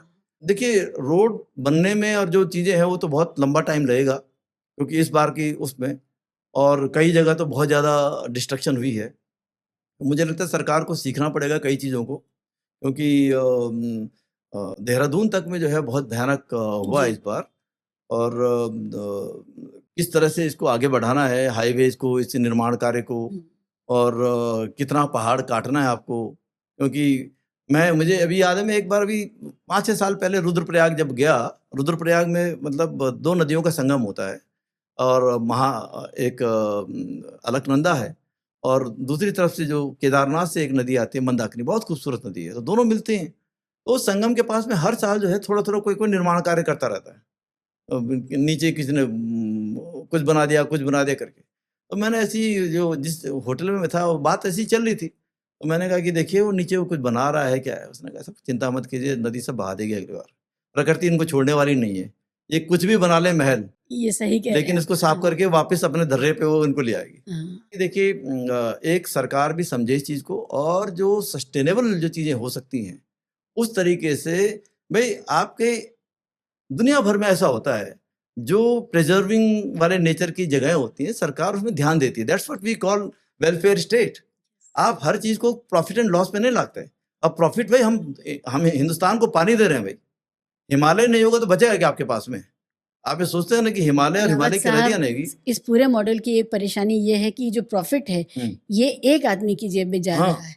ये प्रॉफिट राज्य डिस्ट्रीब्यूट को भी नहीं नहीं हो जा रहा रहा। है, देश में डिस्ट्रीब्यूट नहीं हो रहा है, लोगों के बीच में नहीं हो रहा है, सरकार को इससे कुछ नहीं मिल रहा है, लेकिन यही लोग एनपीए करके सरकार पर और फिर देश के करदाताओं पर बोझ बन जाते हैं। इनका लॉस तो हम सब बियर करते हैं, इनका प्रॉफिट सिर्फ इनका होता है। तो ये पूरा मॉडल जो है, ये बहुत ही चिंताजनक मॉडल है, और ये देश के विरुद्ध है, प्रकृति के विरुद्ध मॉडल नहीं है। देखिए हर जगह पैसा, जैसे जब टिहरी डैम बना, तो टिहरी डैम का जो प्रॉफिट आता है वो किसको जाता है? आपको टिहरी डैम का प्रॉफिट कैसे डिवाइड होता है? टिहरी डैम का प्रॉफिट उत्तराखंड को मिलता ही नहीं है, उसमें कुछ नहीं है उत्तराखंड का। It is a share between UP and केंद्र सरकार। मतलब लोग हमारे मरे, नदी हमारी हो, जंगल हमारे खराब हो, डिस्प्लेसमेंट लोग हमारे हो, और प्रॉफिट बटे यूपी और दिल्ली के बीच में। यमुना नदी का पानी होता है, 4-4, 5-5 नदियां शेयर कर रहे हैं। इसीलिए जो है आज आप दिल्ली तक आते आते यमुना आप देख रहे हैं ना, आप अगर उसको वहां देखेंगे, उसका पानी में उसमें निर्मलता है, स्वच्छता है, तेजी है। जो कालसी से नीचे आकर के उसके हर जगह पे, मतलब उन्होंने डाक पत्थर से डाम बनाना शुरू कर दिया था, कम से कम 6-7 डाम बन गए उसमें। हर जगह जाके पानी इकट्ठा करो, इधर से इधर से इधर से। तो हरियाणा के बाद तो क्या है, सीवेज लाइन है, नाली बन गई। और आपने उसको इलाहाबाद तक खींचा। इलाहाबाद तो इसलिए खिंच गया कि यहाँ से सीवर का पानी जा रहा है, सीवर का पानी जा रहा है, दिल्ली से सीवर का है, औद्योगिक हर कचरा शहर है, से, जो भी है हर शहर से जा रहा है। औद्योगिक कचरा है। ये तो कुछ सरकार की रिपोर्ट कर रही है, मैं तो ढूंढ के ला रहा था कि कितना पानी जो है इनका इस पे जा रहा है। देखिए मैं पढ़ रहा था तो इसमें सरकार का मंत्रालय ही कह रहा है कि गंगा और यमुना में जो है 402.67 मिलियन लीटर जो है इंडस्ट्रियल एफ्लुएंट बहता है। 249 मिलियन जो है वो गंगा में जाता है, और 153 मिलियन जो है वो यमुना में जाता है। अब ये समझ लीजिए कि दोनों नदियां पूरी तरह से पॉल्यूटेड हो रही हैं, और बीच बीच में जब दूसरी नदियां मिलती हैं तो थोड़ा साफ होती हैं। यही स्टोरी है गंगा की लास्ट तक की जाने की और यमुना की लास्ट तक की जाने की। और इससे पानी की क्वालिटी सिर्फ खराब नहीं हुई है, कैंसर पैदा हो रहा है। हाँ बिल्कुल बिल्कुल। पूरी गंगा की बेल्ट कैंसर ग्रस्त बेल्ट बन गई है। मैंने एक पॉडकास्ट किया था, वो वाटर एक्टिविस्ट हैं जी जी। उनके साथ, और उन्होंने बताया आर्सेनिक लेवल, और जो हम हाँ दोहन कर रहे हैं, जमीन उत्तर से पानी प्रदेश निकाल रहे की हैं। हर जगह पे आर्सेनिक और पानी का जो लेवल है, हाँ कई पॉल्यूशन उसमें इतना ज्यादा है पीने के पानी और में। एक बार आपको के शरीर में आर्सेनिक चला गया, अब आप उससे बच नहीं सकते। सिर्फ आप इंतजार कीजिए कि कब वो हाँ मैनिफेस्ट बिल्कुल करेगा, बिल्कुल बिल्कुल किस सही। बीमारी में करेगा, और खासकर कैंसर। पूरी कैंसर बेल्ट हो गई है। एक एक साल में उनका जो आंकड़े थे, मैं तो दर्शकों से कहूंगी उस एपिसोड को देखिए, और जो रावत साहब बात कह रहे हैं उन दोनों को मिला के देखिए, आपको पता चलेगा कि किस तरह से लाखों की तादाद में लोग कैंसर में मर जा रहे हैं। लेकिन जो मर नहीं रहे हैं, अभी इलाज करा रहे हैं, उनके ऊपर जो आर्थिक बोझ है, उनकी सेहत को हाँ एक चलाए रखने का, उनको जिंदा रखने का वो जो आर्थिक बोझ है परिवारों पर, उसमें सरकार हमारा कहीं साथ नहीं दे रही है नागरिकों का। वो आप खुद अपना इलाज कराइए। तो इतनी बड़ी तादाद में लोग, गांव के गांव नौजवान लोग कैंसर ग्रस्त होकर के गुजर जा रहे हैं। ऐसे ऐसे गांव हैं जहां लोग अब शादी नहीं करते, बेटी नहीं हाँ देते, बिल्कुल क्योंकि बिल्कुल। हर परिवार में कैंसर पीड़ित लोग हैं। हरियाणा से लेके और आगरा तक जो है यमुना बिल्कुल पॉल्यूटेड है। इवन दिल्ली के बाद इसमें एक नदी दिल्ली में यहाँ पर मिलती है, हिंडन नदी। जी हिंडन उससे ज्यादा पॉल्यूटेड है। आप तो देखते गाजियाबाद से पूरी आती है, पूरा मतलब अगर आप यूं अंगुली डालने का भी हिम्मत भी नहीं कर सकते। अब ये यमुना नदी, जिसको नदी हम बोल रहे हैं, आप खुद जाके कालिंदी कुंज में जाके देख लीजिए। अभी छठ का मौसम आएगा, छठ की आरती के लिए हम जो है यमुना में घुसेंगे और फोम वाला पानी अपना आएगा। मतलब आई कांट डू दिस। मुझे नहीं पता कि कितनी बड़ी जो है लोग किस चीज की आरती उतार रहे हैं। इसलिए मैं कह रहा हूँ कि लोगों को संवेदनशील होना पड़ेगा। खाली अपना पूजा पाठ के नाम पे जो है कुछ करके नहीं होगा काम। और नेता लोग तो वो करने के लिए तैयार है ना। नेता आपको प्लेटफॉर्म देने को तैयार है, लेकिन वो नहीं बोलेगा कि नदी क्यों नहीं साफ हो रही है। नेता तो जो जनता का मन है उसी में चाहती है कि हाँ, उसी में अब रमे लोग इतना रहें। खुश हो के आके उसमें बैठेंगे, उस पानी में, और कई लोग उसमें नहाते भी हैं। मतलब इतनी खतरनाक चीज है। और यहीं से जा रही है।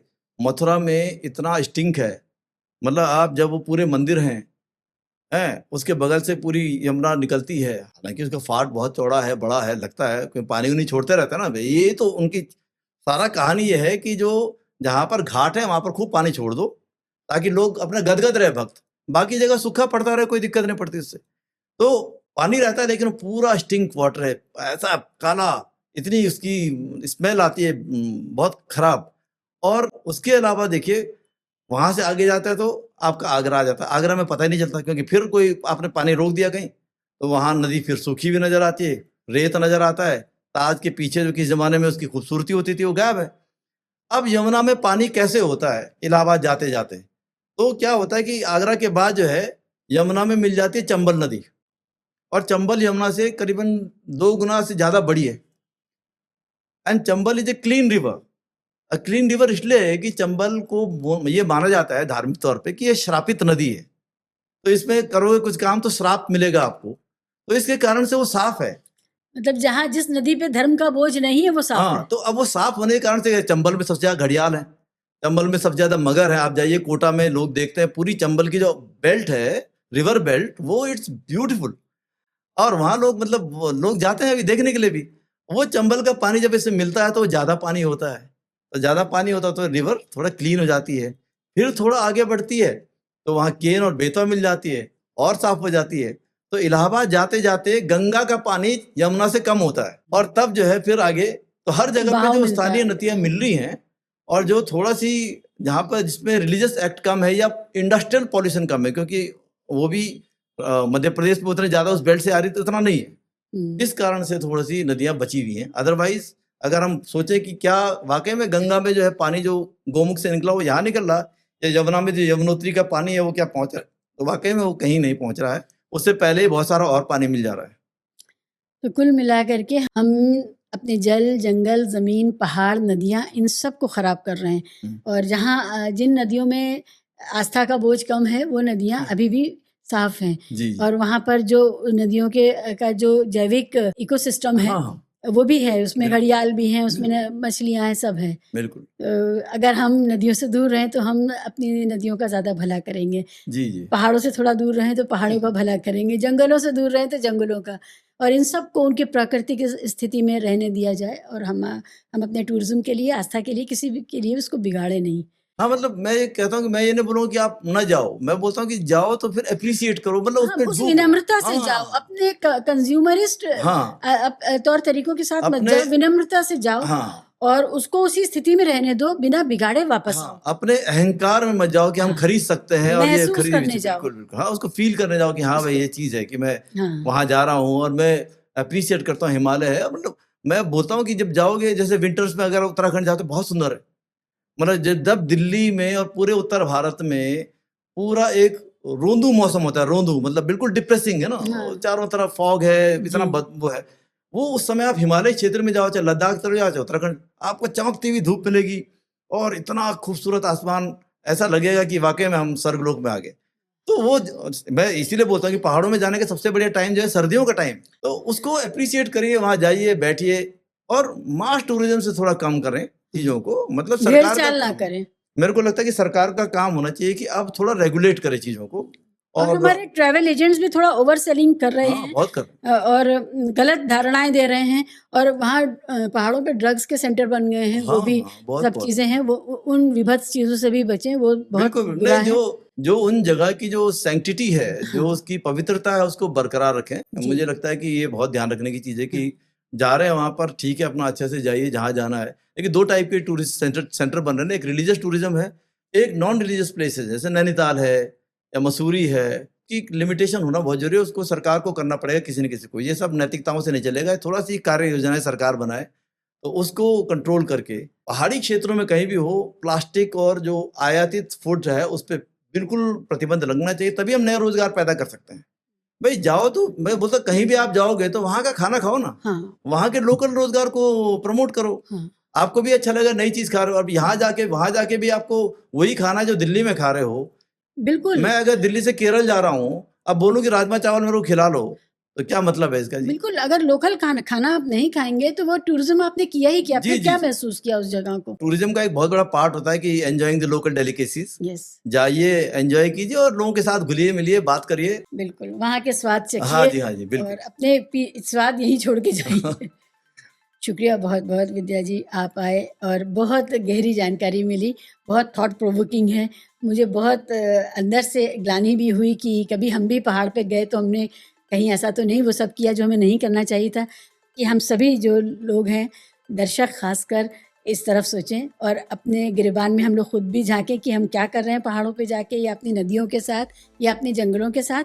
और सरकार को जो करना चाहिए उसकी मांग सरकार से करें, उसको कॉरपोरेट के दोहन का हिस्सा ना बनने दें, और यही इसी तरह से देश बचेगा, इसी तरह से जल जंगल ज़मीन और नदियाँ बचेंगी। बहुत शुक्रिया किंतु परंतु पे आने के लिए। बहुत बहुत धन्यवाद आपका। और बस लोगों से एक ही अनुरोध है कि किसी भी तरीके से हमारी जो संस्कृति है, वो नदियों की संस्कृति है, वो हिमालय की संस्कृति है, जब उसके साथ सामंजस्य बना के रखेंगे तो तभी एक सभ्यता भी बचेगी और संस्कृति भी बचेगी। बिल्कुल। धन्यवाद बहुत बहुत आपका। Thank you.